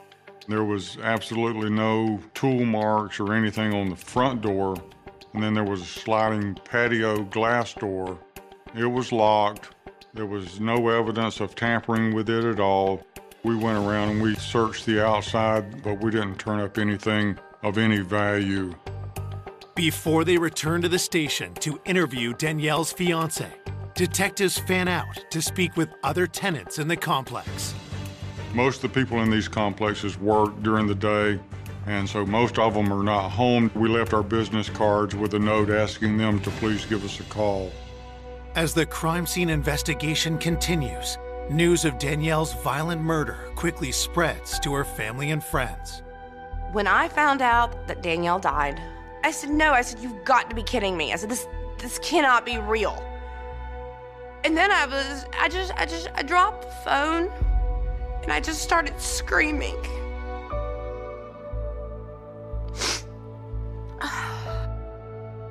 I was just absolutely in utter shock. How does one handle the information that your best friend, your sister, the person that you basically love more than anybody in this world is gone? Why would somebody do this to such a loving, caring, beautiful person? Born in Columbia, South Carolina in 1978, Danielle grew up with her mother and stepfather in Stockton, Georgia. Even in her youth, Danielle had a magnetic personality. She was beautiful, strong, tenacious, ferocious. She was very fun. Danielle was always ready to have a good time, to laugh. Oh, she was so vivacious, like a little firecracker. She was very tiny, but she had this big attitude. She was sweet and loving, but she just didn't take any crap off anybody. Danielle showed her resilience when she was left to deal with an unplanned pregnancy alone at the age of 16. There was never a doubt in her mind that she wanted to have that baby. She wasn't scared. I mean, she had brass balls of steel. She wasn't going to let her age stand in the way of being a good mother. Danielle gave birth to her son, Tristan, in 1996. She was so proud. I could see her little attitude in him. The new mother longed for her son to have a father and hoped she had found one when she started dating Luis Payano. We grew up with Luis, so we go way back with him. We met Luis in our early teen years.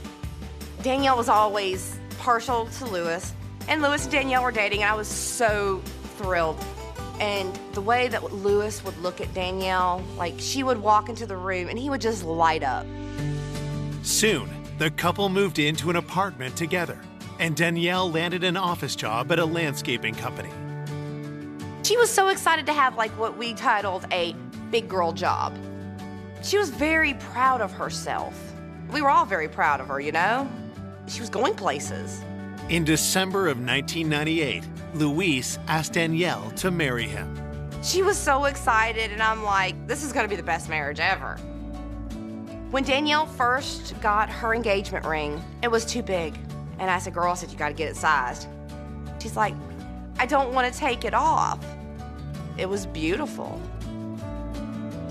Danielle had everything going for her. She had a great career opportunity ahead of her. She had a man she was so excited to marry. She had a beautiful son that just meant the world to her. Danielle was really on top of her game. She was probably the happiest I had ever seen her. Now, all Danielle's happiness and hope has been stolen by a cold-blooded killer. I could not even begin to fathom why somebody would do that to her. Back at the crime scene, investigators are searching for answers. The scene raised several questions. Of course, the most obvious was, how did whoever it was get into the apartment? Because there was no sign of forced entry. Was it someone she knew? We know, working off the percentages, that the person most likely to kill you is laying next to you in the bed. In this case, Danielle's fiance, Luis. Coming up, detectives unearth dark secrets. She had had some troubled boyfriends in the past. He was violent. He was abusive. You could tell when he talked about Danielle that it made him mad. He was just very, very creepy to me. And I know they had tumultuous fights. The person that did it could have been amongst us. And just as the case threatens to turn cold, we felt like we had hit a brick wall. I had a huge fear that whoever it was got away with it. A stunning revelation points to a killer no one suspected. The killer was much closer to home than anybody first thought. I don't think anybody saw it coming. The murder of 20-year-old mother Danielle Jennings have their first suspect, her fiance, 25-year-old Luis Payano. Even though he's her fiance, everybody remains a suspect until such time that we solve the crime. Investigators question the distraught young man. He was very emotional, but romance can raise anger to a level sometimes that leads to homicide. Detectives begin their interview by asking Luis about Danielle's movements the day of her murder. He stated that he had been at work all day. The last time he had seen Danielle was when he left to go to work. According to Luis, they had both left the apartment at 6:45 a.m., but Danielle went back into the building to get something. He tells detectives that Danielle seemed distracted because of an upcoming work meeting. She was supposed to be having a meeting with management that day. She didn't feel easy about it. Luis says Danielle called him at work around 11:30 a.m. She wanted to see if Luis would have lunch with her, but he was tied up at work and he couldn't break free. They didn't have lunch, and later in the afternoon, he couldn't reach her. He called her at work, and then they told him that she had gone home at lunchtime, but she didn't come back from lunch after a couple of hours. Luis tells investigators he called Danielle's cell phone and their apartment. He stated that he was trying to get hold of Danielle and was not getting a response, and then he left work and went home to see if she was there. Luis said that when he got home, the front door was unlocked, and that really surprised him because they were pretty careful about keeping the front door locked. Detectives ask Luis about his relationship with Danielle. We wanted to find out if they had domestic issues. He said that it was a very good relationship and they were very much in love with each other. To verify his story, detectives call Luis's work and Danielle's loved ones. Her family and friends stated that they were just a young couple that were very much in love and looking forward to getting married and spending their life together. She had had some troubled boyfriends in the past, but Luis was on the up and up. I mean, he was setting up a financially stable life for him and Danielle and Tristan, and she loved him so much. Danielle's friends are adamant that Luis would never harm her, and his alibi seems solid. We were able to confirm that he had been at work all day through statements of his coworkers. As a result, he was eliminated as a suspect. Now you're on the hunt for other suspects. With Luis in the clear, detectives ask him if he knew of anyone who may want to harm Danielle. He brought up the name of Jeff, a co-worker of Danielle. She had filed a sexual harassment complaint against him at work. That piqued our interest a little bit. We immediately went to Danielle's place of work and we met with her supervisor and discussed what was going on. Danielle's supervisor tells detectives about the young mother's harassment complaint against her coworker. He was a middle-aged man. He worked at the same landscape company. He had a different job. He was in management. Danielle told her manager and supervisor he had been hanging around her desk and he had made some comments that really kind of creeped her out and acting inappropriately at work. There was a big age difference between Danielle and Jeff. He was 40, she was 20. He had asked her out for lunch, and she told him that she had a fiance that she loved, and he had made a comment to her that if he was 20 years younger, things would be a lot different. Danielle had briefly touched base with me about the situation that she was having at work.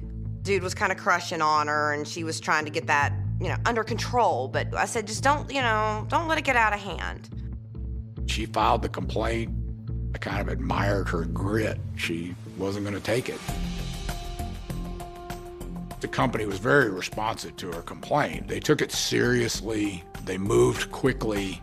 Detectives note the timing when told of the company's response.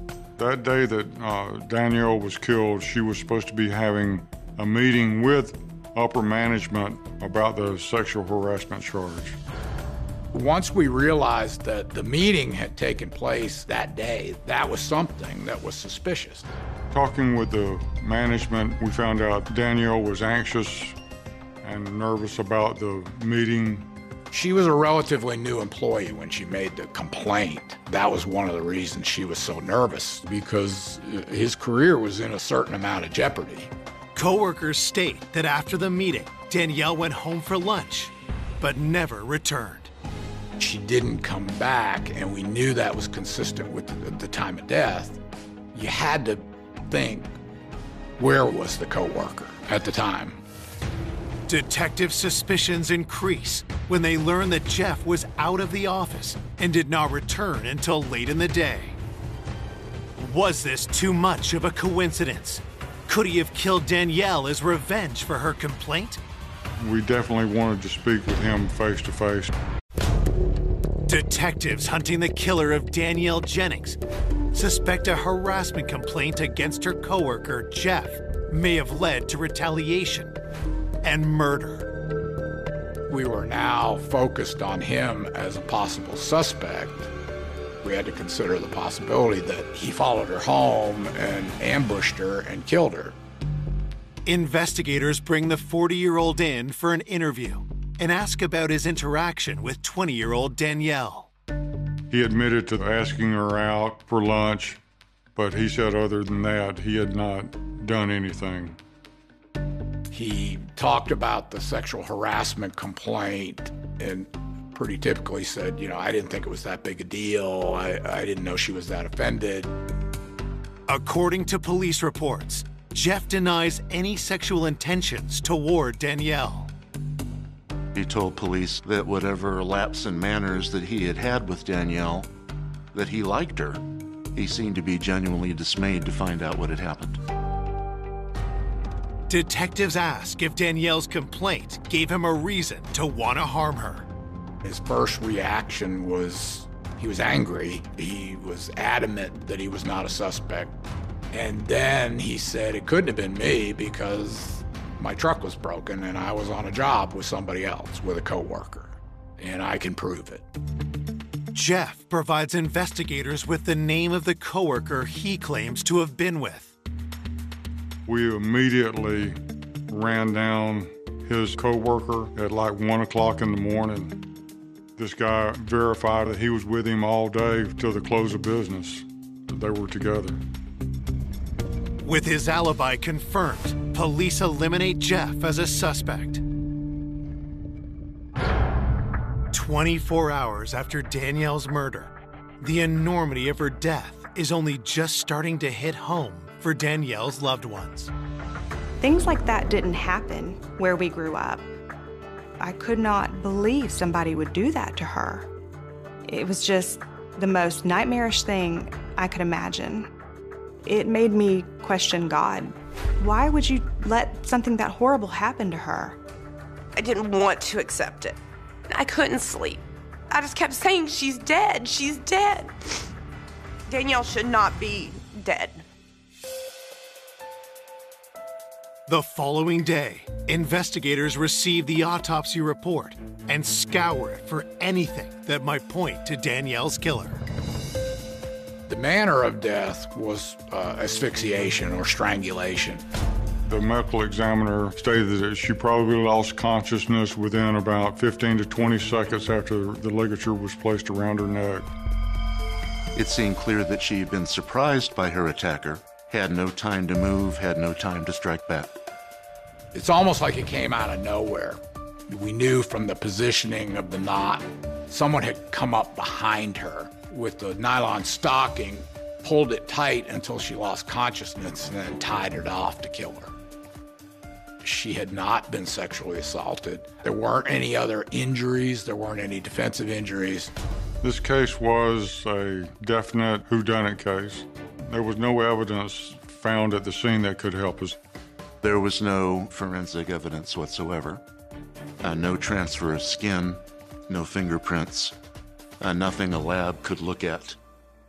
After striking out with the autopsy, investigators revisit the theory that the homicide was a robbery gone wrong. We don't live there, so we don't know what's supposed to be there and what's not. We asked the fiance to go back through the apartment with us and tell us what he sees missing. The smallest detail sometimes helps point us into the direction of a suspect, but nothing was missing according to the fiance.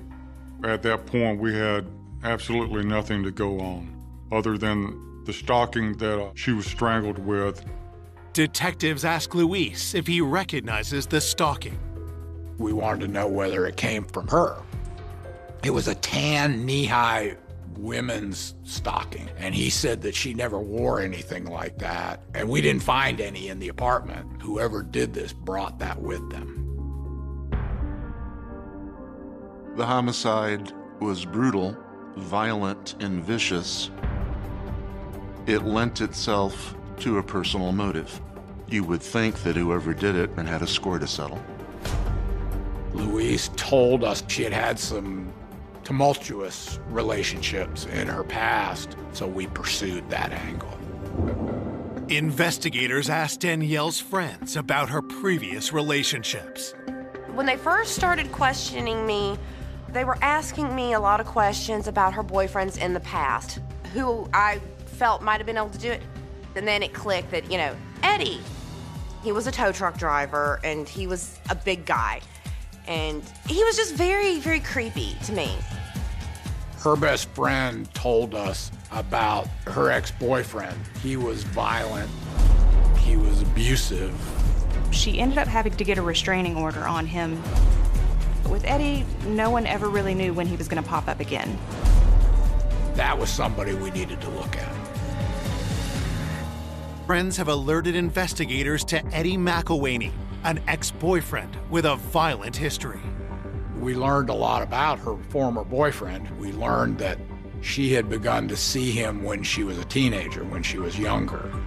Friends reveal Danielle started dating Eddie shortly after she became pregnant from another relationship. But Eddie's behavior soon raised red flags. As they got more serious, he became more possessive and controlling, and he definitely wanted to start isolating her from her friends and family more. I didn't want to be around him. I did not like the way he made me feel. I didn't like the way he looked at Danielle. I mean, he would sometimes look at her with disgust. And I know they had tumultuous fights. We learned it had been an abusive relationship, physical and emotional. I mean, she would stand up to anybody, but as tough and as a badass as she was, I think she was a little bit afraid of him. Things only got worse with Eddie when Danielle gave birth to her child. Her family and friends stated that shortly after her son was born, Eddie was getting involved in drugs, and that was finally the straw that broke the camel's back, and she ended the relationship with that. Danielle moved out and tried to start fresh, but Eddie had other plans. She knew it was going to be difficult, but she didn't realize that Eddie was not going to leave Danielle in peace. He didn't want to accept the fact that they were done, their relationship was over. She never knew when he would turn up around the corner, when she just wanted to be left alone. She had gotten a restraining order against Eddie because he had been stalking her. He had been driving back and forth in front of her house. He had gone to her work, and she was in fear that she was in danger. We found out that he had violated the restraining order several times. He would call her, leave voicemails for her. He would drive by her house several times a day or night. When police ask when Eddie last contacted Danielle, the answer is troubling. Danielle's family had told us that within the last few months, he had been calling her, trying to get her to talk to him, but she would just hang up on him. Could Eddie have shown up at Danielle's apartment the day she was killed, leading to a deadly confrontation? I've seen a lot of domestic abuse cases, so I knew that there was a possibility that with his past, that he could have done something like that. Investigators track down Eddie and bring him in for questioning.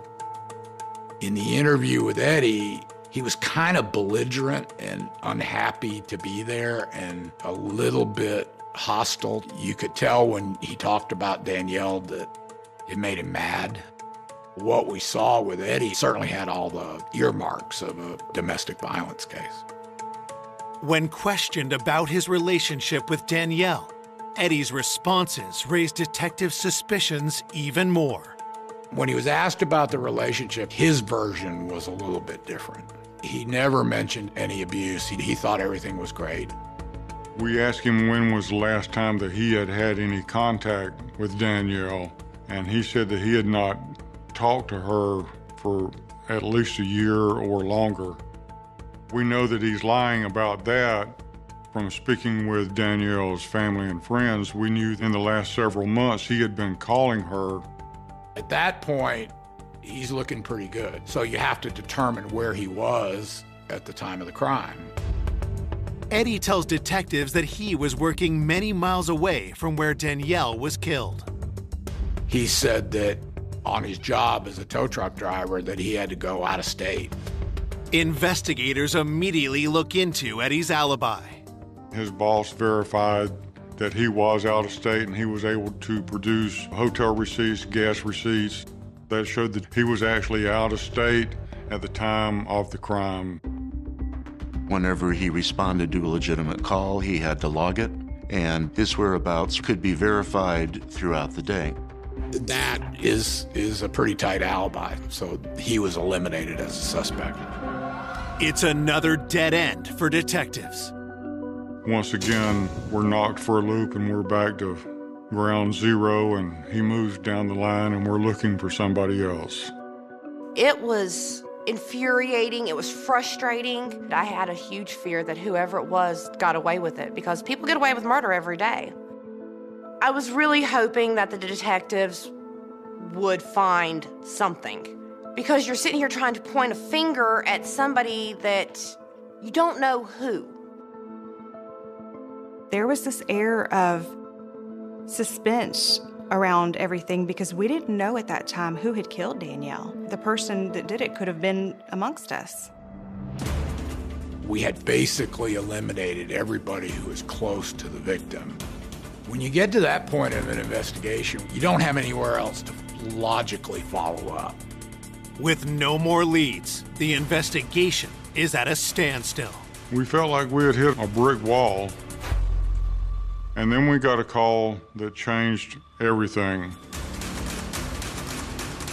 Days after finding Danielle Jennings strangled in her apartment bedroom, police hunting her killer have just got a stunning new lead.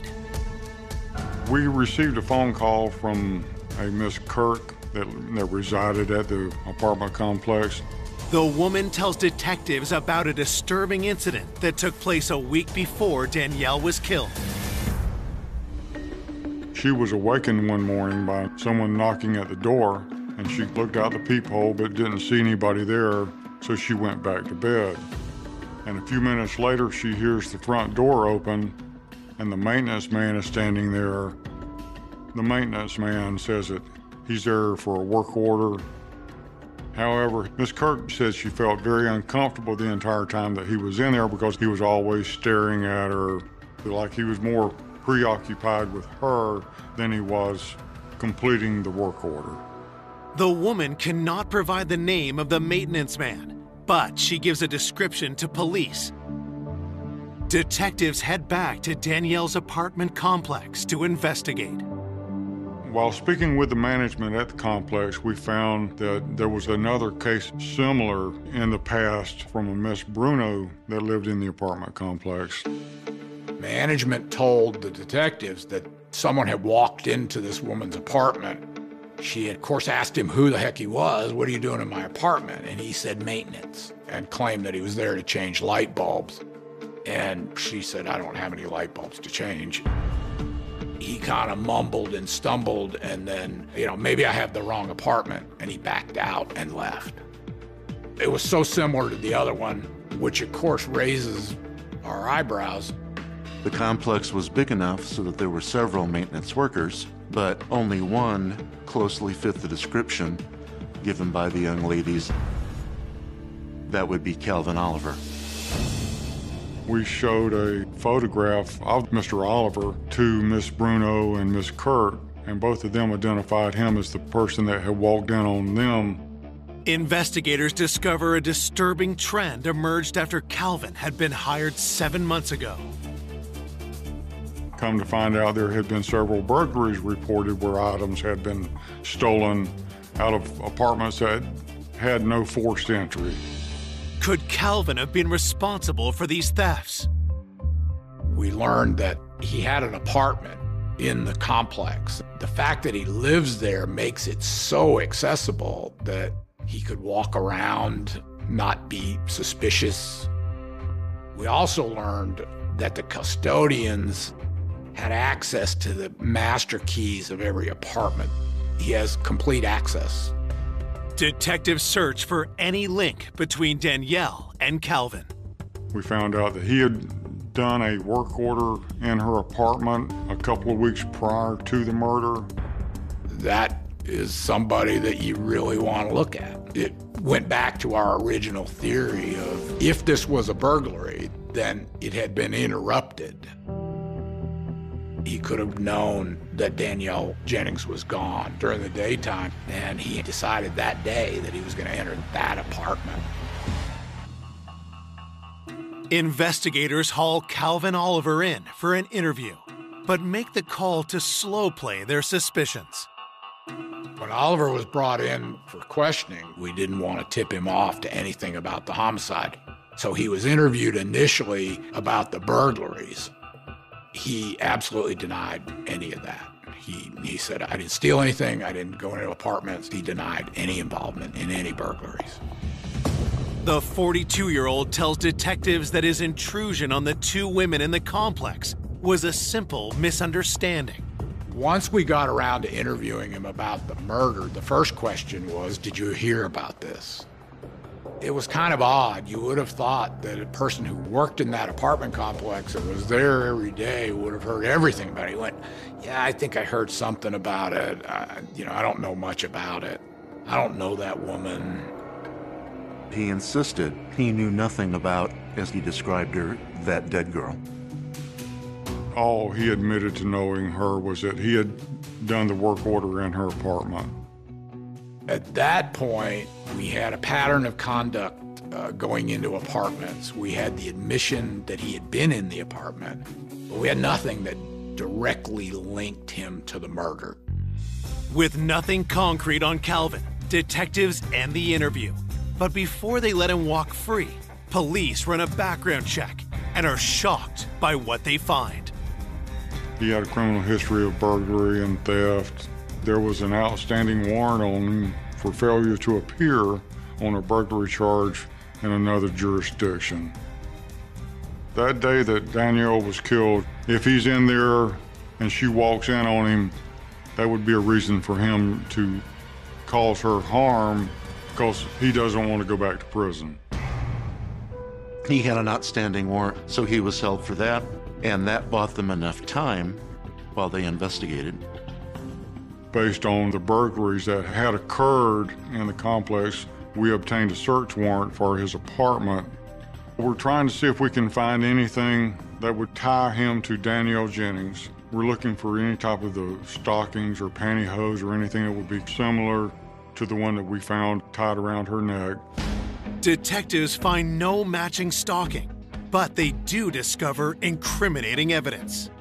We do find evidence of the other burglaries that had been committed in the complex. And then we also found out that he had possession of a master key for the apartment complex so that he could open any door on any building at any time, and he was not supposed to be in possession of that key. It's only enough evidence to allow investigators to charge Calvin with burglary. We concluded that search with those items, but nothing was found relevant to the murder. You really don't have anywhere else to go at that point. We don't have a stocking, we don't have anything that ties him to Danielle or her apartment at all. That's where we were until Luis called. Out of the blue, he said, "Do you have the engagement ring?" We told him, no, we don't have a ring. We didn't know one was missing. And then he describes the ring, and then the big bright light goes off.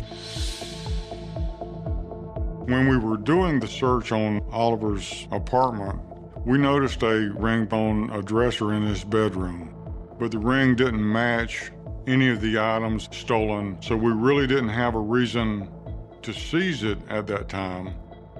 We do another search warrant, go back into the apartment, we seize that ring, we show it to the fiance. He can't positively identify the ring, but he says her best friend will definitely be able to identify it. If we were able to identify that as being Danielle's ring, that would physically tie Oliver to Danielle and her apartment on the day that she was murdered. With the entire investigation on the line, detectives race to the home of Danielle's best friend. Is that ring the engagement ring?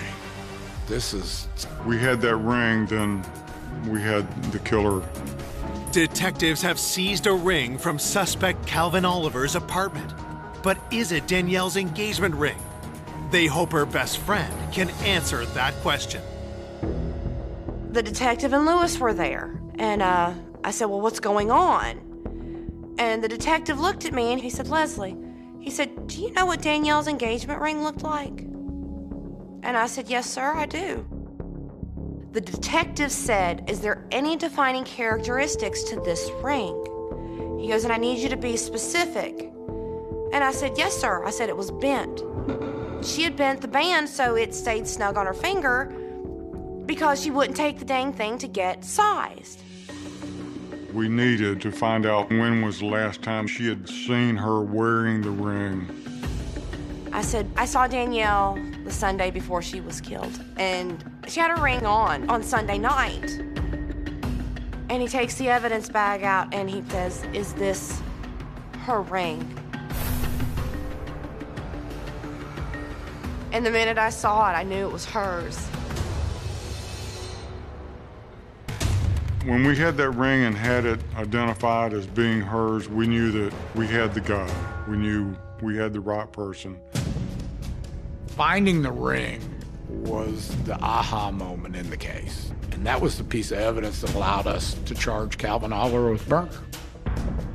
9 days after her death, Calvin Oliver is arrested for the murder of Danielle Jennings. The primary charge was malice murder, and that means that you intentionally and unlawfully kill another human being. Detectives once again interview Calvin, this time taking a different approach.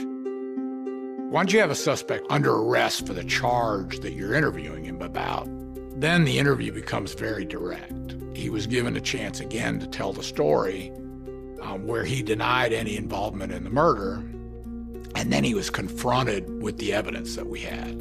We told him about the ring, and that's when he said, "Well, I stole that ring 2 weeks ago when I did the work order in her apartment, But see, we knew that was a lie because we had people that had seen her wearing the ring, so we knew that he was lying about that. Calvin refuses to answer any more questions. We told him that he was being charged with malice murder because you took the pantyhose with you into the apartment because you had intent to harm someone, and he said there was no intent there, which was a good comment to have in a statement. It's like he admitted to killing her without knowing that he had admitted to it. We were convinced 100% that we had our guy. This is the guy that was responsible for the death of Danielle Jennings, and that we were going to send him to prison for the rest of his life. News of an arrest in Danielle's murder brings relief to her loved ones and surprise. When they finally discovered who it was, the maintenance man in her apartment building, it was just surreal. I don't think anybody saw it coming. The killer was much closer to home than anybody first thought. When I saw his picture, I threw up, knowing that that was the man that strangled my best friend for no reason. At trial, prosecutors present how they believe the crime unfolded. The day Danielle was killed, Mr. Oliver had already let himself in, hoping for financial gain. After the HR meeting about her coworker, Danielle went home for lunch by herself. Once she opened the door and stepped in, he knew she was there, and he knew she could not exit again. He was not going to get caught. He ambushed her from behind with the stocking. He came over her head. He pulled it tight, pushed her down onto the bed until she lost consciousness, and then he tied the ligature off, and there was no way for her to escape. There was no heat of the moment. There was no emotion. He killed Danielle because it made his life easier. The jury hears about the prosecution's most damning evidence, Danielle's stolen engagement ring. I had to be the one to testify about the ring because I identified the ring. I actually had to look at that man. I had to sit there and look at him. Calvin Oliver sat there just staring daggers into me, is what he did, and tried everything he could to make me feel uncomfortable. And I took a big, deep breath, and I stared right back at him. There was no explanation for the presence of this ring in Calvin Oliver's apartment, other than he took it off Danielle Jennings' dead finger. On October 13th, 2000, after a 5-day trial, the jury delivers their verdict. He was found guilty on all charges. The judge sentences Calvin Oliver to life in prison. When the verdict came through, we were all holding hands. We just knew justice had been served as far as it could be. I mean, we were glad, but it still wasn't going to bring her back. Her mom was never the same again. She was a very popular student. She'd more or less completed that morning her final A-level exam. She had just vanished. It was a huge shock for everyone around him. It's not something you expect in your village, is it? You know, it just doesn't happen. I remember being woken up by the police helicopters. The police helicopter picked up a person running away. You cannot expect what had happened to her had actually happened. This was every young parent's nightmare. The anguish of where is she, what's happened to her. Police! On the outskirts of Wigan lies the quiet and peaceful village of Orrell. Orrell is a really nice place to live. It's pretty quiet. We've got everything we need on our doorstep. We have loads of local shops. We have butchers, newsagents, coffee shops, craft shops. So we are very lucky around here. It's a lovely place to live. I'd say it's one of the more affluent parts of Wigan. There's kind of a lot of wine bars and coffee shops. It's the type of place that's quite a close-knit community. There's a lot of families that have been in Orrell for a long time. I grew up round here and it's always been, you know what I mean, a quiet place. It's a lot of older people, and you've got the style of people what still, till recently, still tip the cap. You know what I mean? It's like an old-fashioned area. Everybody knows everybody. Most people have lived here all their lives because really there's no reason to move away. The parkland on the edge of the village has long been a draw for locals. Orrell Water Park's a little local recreation spot. Come on, doggy. You get a lot of dog walkers coming here. A lot of people come just to kind of stretch their legs, walk the dog and get a little bit of fresh air. I come here every day. A lot of dog walkers, families, just a nice place to go for a change of scenery. I mean, I've got 2 young kids. We take the kids around the park. A lot of people go fishing there. There's always students around here in the lunchtime or the breaks. If the weather's nice, they come and sit on the benches. You follow the path up there. It can take you up to Winstanley College across the fields. With its outstanding reputation, Winstanley College attracts students from across the northwest. Winstanley College is one of the top-rated sixth form colleges in the entire country. It draws ambitious, clever young people from across Greater Manchester, also parts of Lancashire and Merseyside. It's always top standard. I mean, when I was growing up, everybody wanted to get into Winstanley. It tends to get a lot of the kind of high achievers, and people who do well in the GCSEs will go to Winstanley because they want to get the good grades to go to good universities as well. And in 2017, 18-year-old Ellen Higginbottom was in her second year at Winstanley College. Ellen Higginbottom was a very popular student. She came from the edge of Manchester and she was studying for her A-levels. She was an only child to Michael and Kay Higginbottom. She was a talented musician. She enjoyed listening to and performing music, and she also had a notable love of equestrian and horses. Being a teenager at the start of adulthood, Ellen had a large social network around her. She had a big group of friends and was extremely popular with everybody at the college. She also had a very devoted boyfriend. They were clearly in a very close relationship. But life for the young couple was about to change.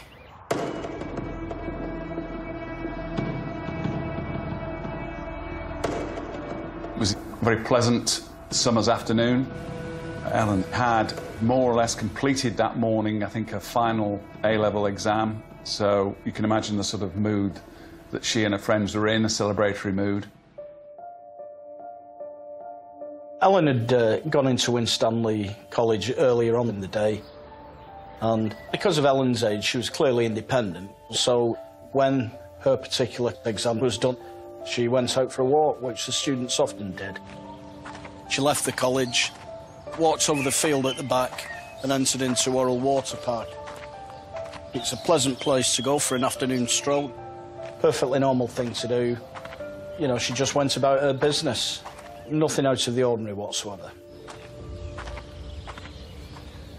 Ellen had told her friends she was going for a walk at the water park, then would meet up with them after their exams. But she failed to return to college at the arranged time. With her friends, she was apparently renowned at getting lost. She sent a joking Snapchat message to her friends saying that she'd been here about 15-20 minutes and was already lost. But as the hours pass and Ellen fails to meet her friends or return home, concern grows. It was becoming clear in the afternoon. She'd not made contact with any friends or family. She'd never been missing before, so it was unusual. Had Ellen wanted some time alone? Had she got lost? Or had she met up with someone to celebrate after her exams?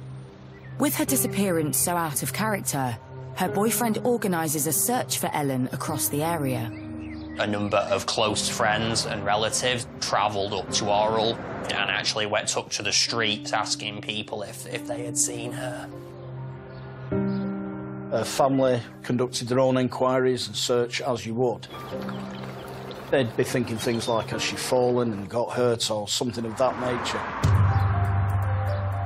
News of Ellen's disappearance quickly spreads amongst the local community. Word gets around very quickly, and there were scores of messages being posted on social media asking people to look for Ellen. Facebook and Twitter was going off quite a lot. I mean, I'm only a couple of years older than she would be, so there was a lot of people who I knew that actually didn't kind of know her as well. And I can remember when she was missing, everyone being in fear. Young people going missing, it's something that does cause a great deal of concern in the communities. It tends to trigger a bigger response because they tend to be more vulnerable. But as the afternoon turns into evening, there's still no sign of Ellen.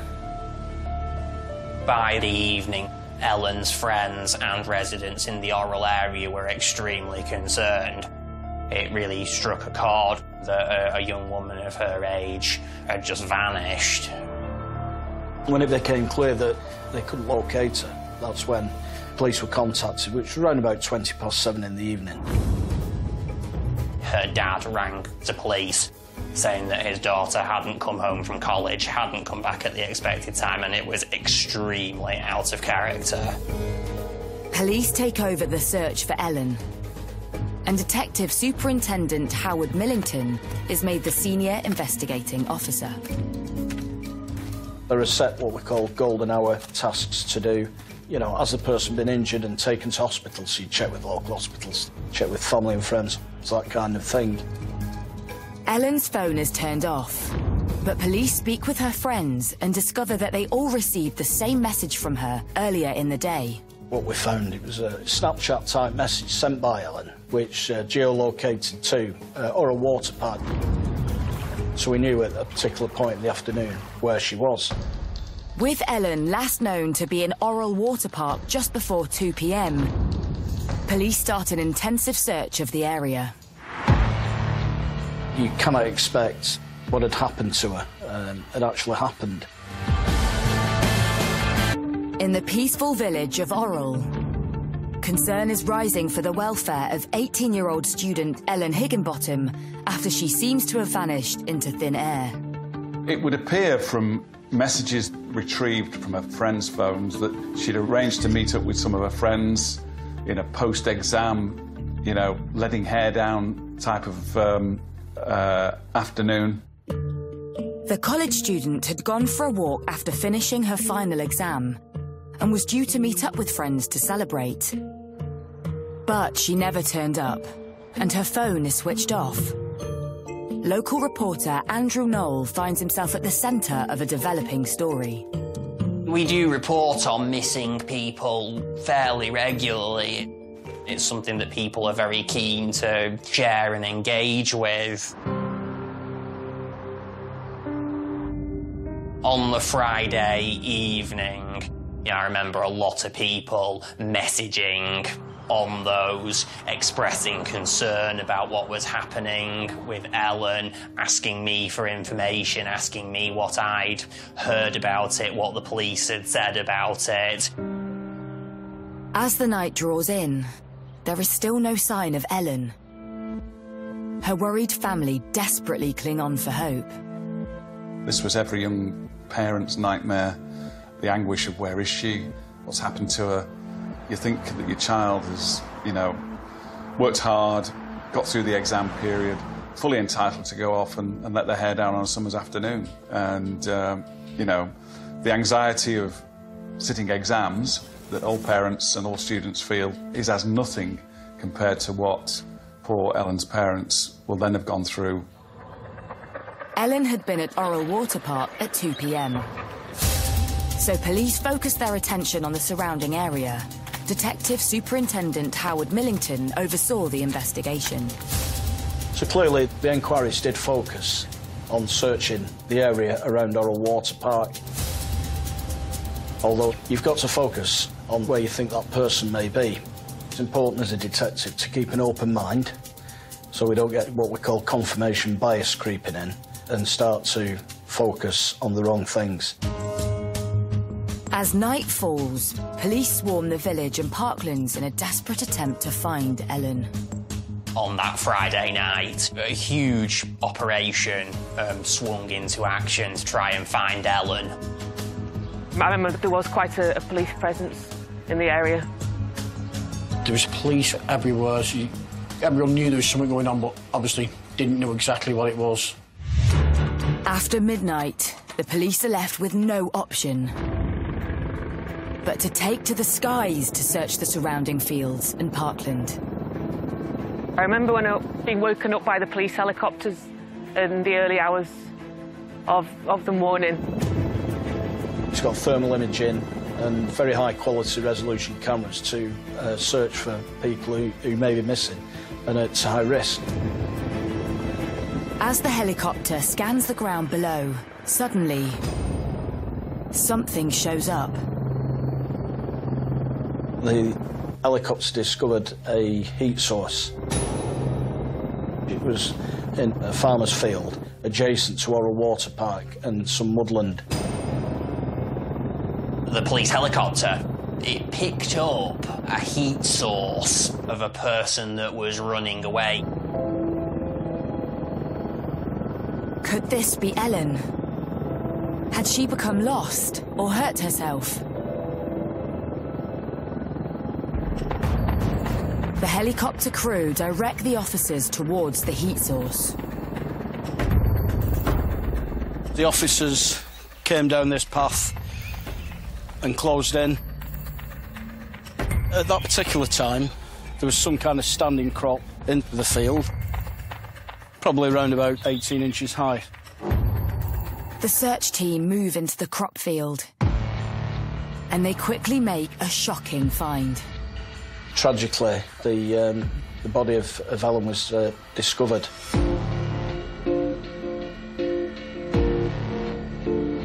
Police seal off the scene, and it's established that the laptop and mobile phone Ellen had with her were missing.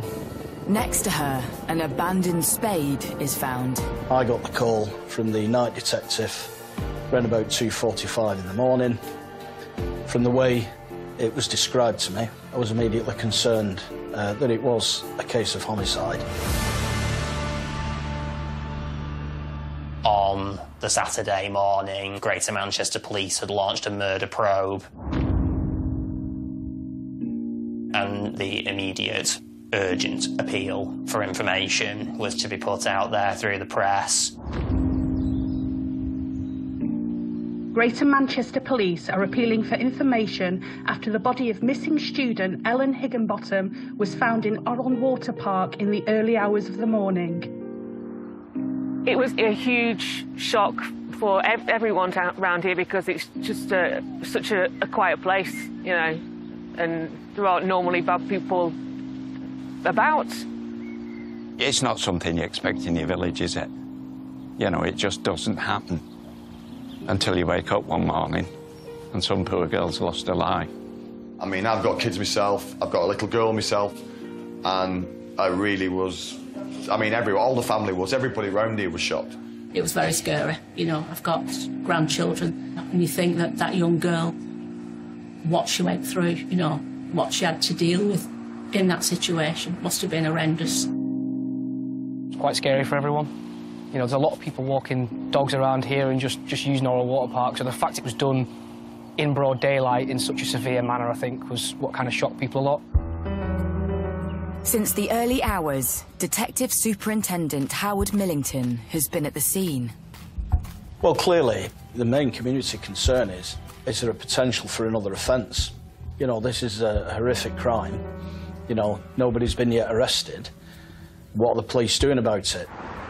Around about 4 o'clock in the morning, I'd actually deployed to the scene. My priority then was making sure that all the evidence that we could preserve at that time had been, and facilitate detailed searches with a view to apprehending the offender as quickly as possible.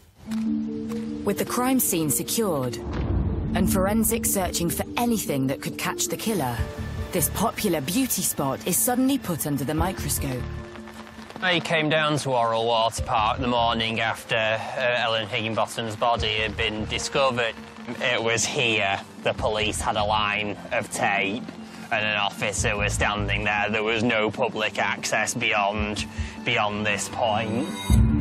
I remember the park actually being fairly quiet for a Saturday morning in the middle of summer. Word had obviously got out. When I came out with the dog in the morning, I saw the police forensics, all the white gear. There was a sense of alarm and numbness, I think, in the area. The murder investigation is ramped up, and police launch an appeal to the public.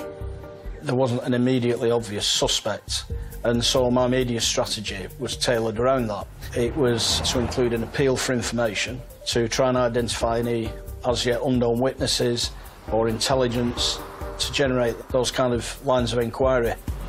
Police need to establish who could have possibly wanted to cause harm to Ellen and why. With her phone and laptop missing, could this have been a robbery gone wrong? Or was it somebody closer to home? I had several working hypotheses. Is this somebody in dispute with Ellen? You know, who'd she been in contact with? Was there anything we didn't know about Ellen that we needed to know? Anybody in conflict with her?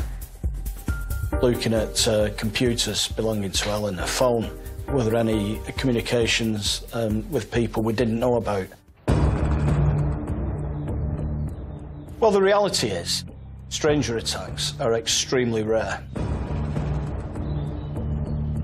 The sad fact is that most people who are victims of homicide are actually killed by somebody who's known to them.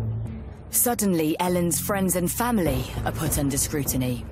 The majority of murder victims are known to their killers. The body of 18-year-old student Ellen Higginbottom has been found 10 hours after she went missing in the Lancashire village of Orrell. Greater Manchester Police start to look closely into Ellen's life. In the wake of her body being found, immediately one of the questions is, did she know her killer?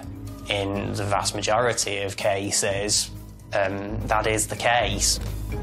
The questions I would be looking for is there anybody who she's been in dispute with or fallen out with? Now, that can be because they're friends or work colleagues or partners, family, anything of that nature. You know, does she have a partner? It transpired she had a boyfriend who'd assisted with the search. Could any of these individuals be involved? With a list of people drawn up by police, everyone closely connected to Ellen is intensively questioned. As a senior investigating officer, you know, keeping an open mind and making sure that every angle is covered is important. So we utilised a strategy called Trace, Investigate and Evaluate, where we look for things like alibis and where people were. And some of these people I was able to rule out as being potentially responsible because their alibi and movements and times showed that they couldn't be involved. Ellen's family, boyfriend and inner circle are ruled out of the investigation completely, which leaves a terrifying prospect. The reality was that this was a stranger who'd committed this horrific crime. With a killer on the loose, the concern in the community grows. I think people were in fear that there's someone kind of walking among us in Orrell that could do something like that.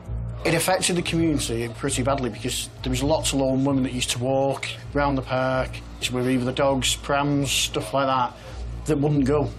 They wouldn't actually go near the place. The pressure is mounting on police to find those responsible. When it became apparent that this was a stranger, in all likelihood, you know, the responsibility on my shoulders as the SIO, it's so intense. You know, I was in the white heat of the investigation. You know, Greater Manchester Police were resourcing and investigating this as thoroughly as possible to apprehend the very, very dangerous offender. Post-mortem results arrive, which could offer clues to her attacker. The cause of Ellen's death was two quite dreadful, very deep wounds, in particular to her neck, either one of which would have been sufficient to kill her. DS Howard Millington said the severity of it and the ordeal that Ellen had gone through was unimaginable. It was a crime of very unusual severity and brutality. Forensics also arrive from the scene, and the investigation takes an even more sinister turn. But this was where Ellen was actually found. A little bit further this way, and there was a hole in the hedge. And we proved forensically, once the scientists had been down, that's where the attack took place, because of some of the blood samples and other material there. And it was clear she was dragged through into the field after the attack. Ellen's clothing had been disturbed in a way that was consistent with deliberate interference with her garments. Also, she had what looked like faint ligature mark around her wrist. And there was a belt, which was around her feet, ankle area, which we confirmed with Ellen's family didn't belong to Ellen. It was clearly a gent's belt. The discovery leads police to consider a new theory. So somewhere in this particular area, in these trees, and that's where the attack took place. And my belief was that this was ultimately a sexually motivated crime.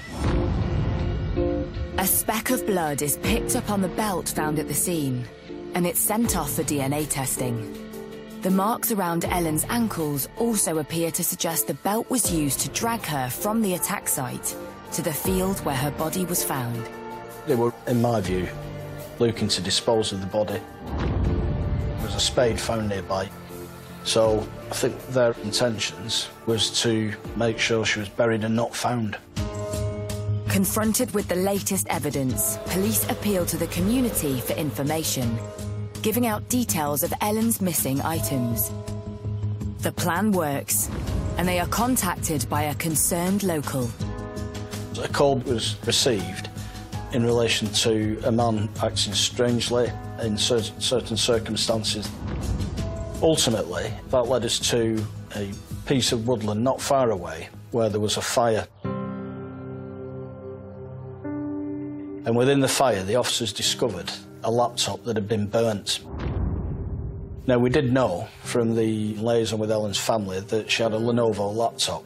When the police went to the embers of the dying fire, they indeed found some of Ellen's possessions, her laptop and her keys, in what police quickly surmised was a not very effective attempt to destroy some evidence and cover traces that they'd been in possession of them.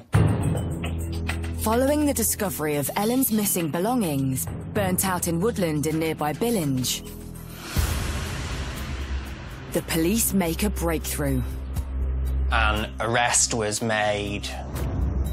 The man was in custody, being questioned on suspicion of murder. The man in question is a 47-year-old from the Billinge area. Witnesses identified him trying to set fire to items in the woods. Could this be Ellen's killer? He's taken in and questioned by police and makes a startling admission. When he was spoken to, was identified two other people who were partners and were also involved. And it transpired that these two individuals, along with the male that was arrested near this fire, had taken possession of Ellen's property, disposed of it. Police, they made 2 further arrests in and around the Orrell area. The 2 further suspects are arrested and taken into custody. A 30-year-old man and a 31-year-old woman. They are also from the Billinge area. Who are these 3 suspects? And what is their involvement in Ellen's death? As police dig further, they find no forensic evidence linking the trio to the murder scene. But then, police receive DNA results from the belt, which changes the course of the investigation. A gent's belt that was near Ellen had both Ellen's DNA and also matched that of a man. It matched a man called Mark Buckley. then I made the decision to declare him as a suspect and arrest him on suspicion of murder.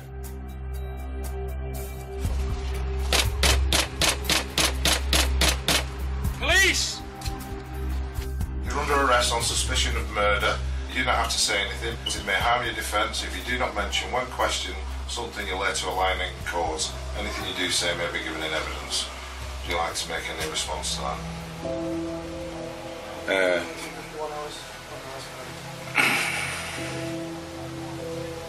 Anything to say?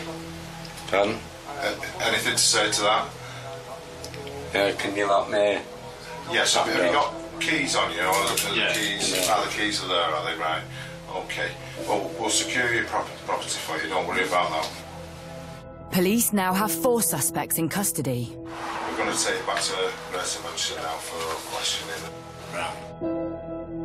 But what is the connection between Mark Buckley and the trio who were accused of disposing of Ellen's belongings? Could Ellen's murder have been a group attack? Officers delve into Mark Buckley's background. Mark Buckley was 52 years old. He had been staying with his mother in a nearby address. He did have previous convictions, but nothing that would have particularly flagged up that he was about to go out and commit this kind of offence. He'd been arrested over an arson incident in which he'd set fire to a neighbour's car. There were a couple of other minor matters on his police record. A fray was one of them, but absolutely nothing on this sort of scale or severity. Despite the forensic evidence against him, Mark Buckley denies any involvement with Ellen's murder. But police uncover CCTV evidence, which shows Buckley heading towards Oral Water Park just after 1 p.m. We managed to track some of his movements, and what that did show, he goes out in the early afternoon, and it was very warm on that day. He was wearing quite a heavy coat, long trousers, and he had like a green shopping carrier bag. And as he's going out, that looks fairly empty. We then see from the same camera Buckley coming back sometime later. When he comes back, this bag is clearly full. He's no longer wearing his coat, he's just wearing a vest, and he's just wearing shorts.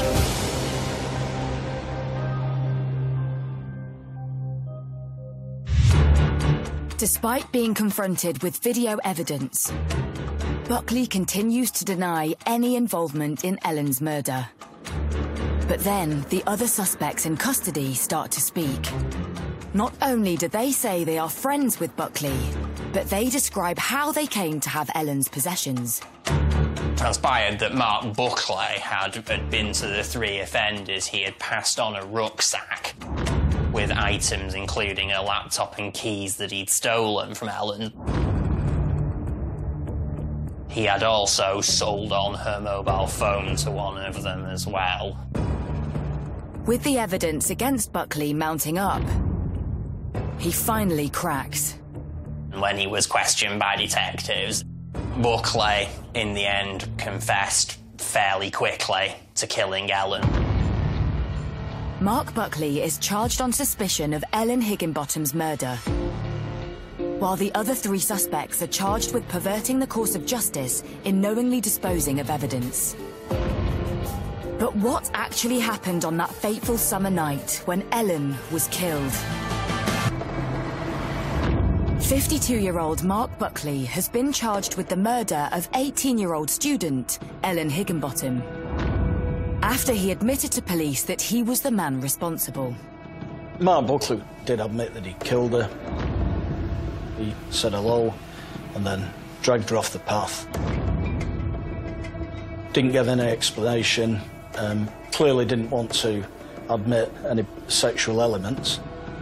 He was fairly quickly contrite as to the killing itself, but he always maintained that there was no sexual activity or sexual motivation behind his crime. After Mark Buckley allegedly sold on items stolen from Ellen after the murder took place, attention turns to the other 3 suspects from Billinge. 2 men aged 47 and 30, and a 31-year-old woman.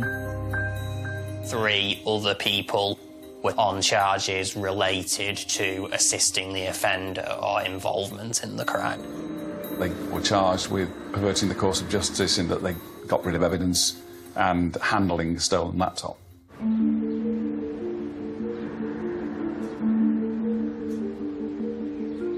Three months after Ellen's murder, Mark Buckley appears at Manchester Crown Court to enter a formal plea. As he arrives in the courtroom, he cuts a subdued figure. We went to the court, you just see somebody coming up the gantry. Yeah, it looked like he put a lot of weight on. He stood straight at me and my partner, and he walked to the front, and basically we heard what he'd done. He showed very little reaction to the brief proceedings. He spoke only to confirm his name and address. The defence said that he expressed remorse and regret to his lawyer for what he had done, but could give very little explanation of his actions or motive. Mark Buckley formally pleads guilty to the murder of Ellen Higginbottom. And when he returns to the court for sentencing, information about his past comes to light. Mark Buckley grew up round here. Most of our regulars knew him. I knew him personally. He sometimes used to come in the pub. I have known of him and known where he lived for, like, I'd say, what, 39 years since I was about 10, because he used to live with his mum and his grandma next door to my nan. Mark Buckley was a bit strange, really. He was a bit of a loner. There never seemed to be that much harm in him. He, in the local area, was basically always a bit of an oddball, a bit of a loner. We'd always get stories about him, always doing something. In the local area, people were wary of him. Buckley's past criminal convictions are revealed to the courtroom. I can go back to August 2012. I got married and we was living near where Mark was living, and we come back the next morning to find out that he'd torched his next door neighbour's car. I remember walking down that day and there was a vehicle, I think it was a Land Rover, that had been fired, and it was him who did it. I'd heard that he'd had an argument with some family, to which he basically blew the car up with petrol, etc., and there was actually a crater in the floor where he'd done it. In 2012, Buckley was sentenced to 2.5 years for arson and criminal damage. After serving his time, he came back to the village of Orrell. When he actually came out of prison and he came in this pub, he was making out, when he walked through the door, like as a celebrity's come, he was still bragging about that and what he was going to do to people over that. He was still the same lad, unhinged. Feeling disturbed by his return, the local community had come together to raise their concerns with the police. People was basically scared of him coming in the area.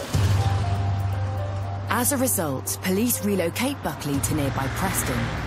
But despite this, the court hears how he still found a way of returning to his childhood village of Orrell. I honestly believe that he was saying he was coming to see his mother, but not making out that he was staying over here.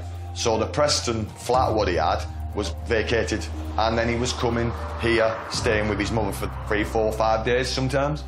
A lot of people was anxious and scared about that. Tragically, the community's fear and suspicions around Buckley come into fruition on the morning of the 16th of June, 2017, when Buckley enters Orrell Water Park at 5:30 a.m.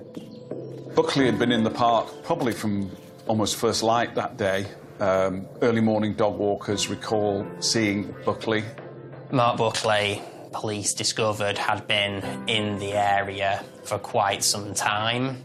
He had been scoping out the area on the Friday. Basically, Mark was on the prowl round the water park, and different people had come forward saying an individual was preying on young women. He approached a number of women who were walking alone and then let them go.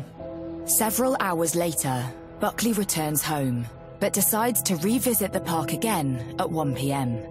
perhaps more determined to find a victim. By chance, Ellen Higginbottom has just finished her final exam and enters the park at 2 p.m. She had no idea what would be waiting for her. On that afternoon, he selected his victim as Ellen Higginbottom when she wandered alone into the water park. She was a very petite girl. She stood 5'4". She was very slightly built. And he was able to overpower her very easily. After the murder, which we believe took place probably around 2:30 in the afternoon, it would seem that he was still in the vicinity of the park. He tried to get rid of what would have been heavily blood-stained clothing. The court hears from witnesses who saw Buckley in the park that afternoon with scratches across his body. Eyewitnesses recall him making some excuse that he was rather hot and bothered because he'd had a bit of an episode with the dog, and some of the scratches, which were probably poor Ellen's defensive actions that had caused those, he blamed on getting tangled up with the bushes in his lead and his dog. 2 hours after Ellen's murder, Buckley finally returns home wearing only shorts and a vest, while carrying a bag believed to contain his blood-stained clothing, as well as Ellen's stolen belongings. Buckley then sells the items to his friends, the trio from Billinge, claiming he found them in the park. It became clear that these people used drugs. It was a chance to make some money, and ultimately some of the money that they received for items that, you know, they'd taken possession of was spent on drugs, and it was as simple as that, really. And later that night, as news of Ellen's disappearance was spreading through the village, Buckley returns to the scene of the crime. It would appear that Buckley decided to go back later to try to hide Ellen's body. He'd gone back with a spade, and the police were still at that stage searching for Ellen. His activities in the park registered on a heat-seeking camera that the police were deploying during their search. He was seen effectively by the police in what we believe was an attempt to make a better job at hiding poor Ellen's body in the undergrowth. The prosecution puts its theory to the court as to what lay behind Buckley's crime. When we presented the case at the Crown Court, we maintained that there was a sexual element to the crime. Mark Buckley denied and continued to deny throughout that there was any sexual motivation or activity associated with the killing. But it's revealed to the courtroom that following searches of Buckley's address, police discovered a bag. That bag was recovered from inside a bin. It was heavily blood-stained inside. And it also, in the bottom of it, was still what I can only describe as a rape kit. He was found to be in possession of condoms and lubricants and other unsavoury items in a carrier bag he had with him. So we left the court in no doubt that this was sexually linked, although there was no charge of rape or indecent assault, sexual assault or anything of that nature. And the court also hears further shocking evidence from that fateful afternoon. A witness actually came forward to say they heard what sounded like a man and a woman having sex within the trees, and unbeknown to that particular witness, I'm confident that that was Buckley assaulting Ellen. I'm confident about that because of the time and particularly the location. The location was subsequently identified as the attack site. On the 14th of September 2017, the judge imposes his sentence and accepts there was a sexual motivation to the murder. Buckley is sentenced to life imprisonment with a minimum of 31 years behind bars. We went to the court. As he was walking down to the thing, you seen him just basically go and puff down. And I honestly don't think he's got any remorse. I think the sentence Mark got was really a bit of a disgrace. What he did was absolutely disgusting, and he should never be allowed out in the community again. After pleading guilty to perverting the course of justice, the 47-year-old man from Billinge is given a suspended 2-year sentence and ordered to do unpaid work. The couple, also from Billinge, are sentenced, with the 30-year-old man receiving 20 months behind bars, while the 31-year-old woman is given a 16-month suspended sentence.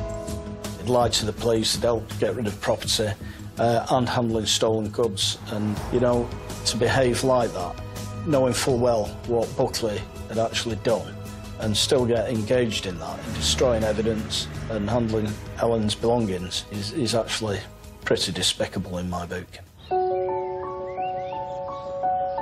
With Mark Buckley now behind bars, the community of Orrell tried to come to terms with what happened on their doorstep. It did change Orrell. It's not just what he's done to the girl. The people going to the college, all her family, all her friends. God knows what that family must have gone through. Really, you know what I mean? It's not, you have kids and basically the kids bury you. You don't bury your kids, you know what I mean? I recall Mike and Kay being relieved, I think, not pleased. I think they were satisfied that Ellen's killer had been brought to justice. And in the centre of Orrell sits a lasting memory to the popular student who once had her whole life ahead of her. The community, after Ellen Higginbotham's death, came together and created a garden. It pays tribute to Ellen, her love of nature and animals, and there is a little library contained within it as well, where people can just leave spare books and can take books as well, which I think it was felt would be fitting to someone who loved her studies and would clearly have probably gone on to university and then a professional career of some kind.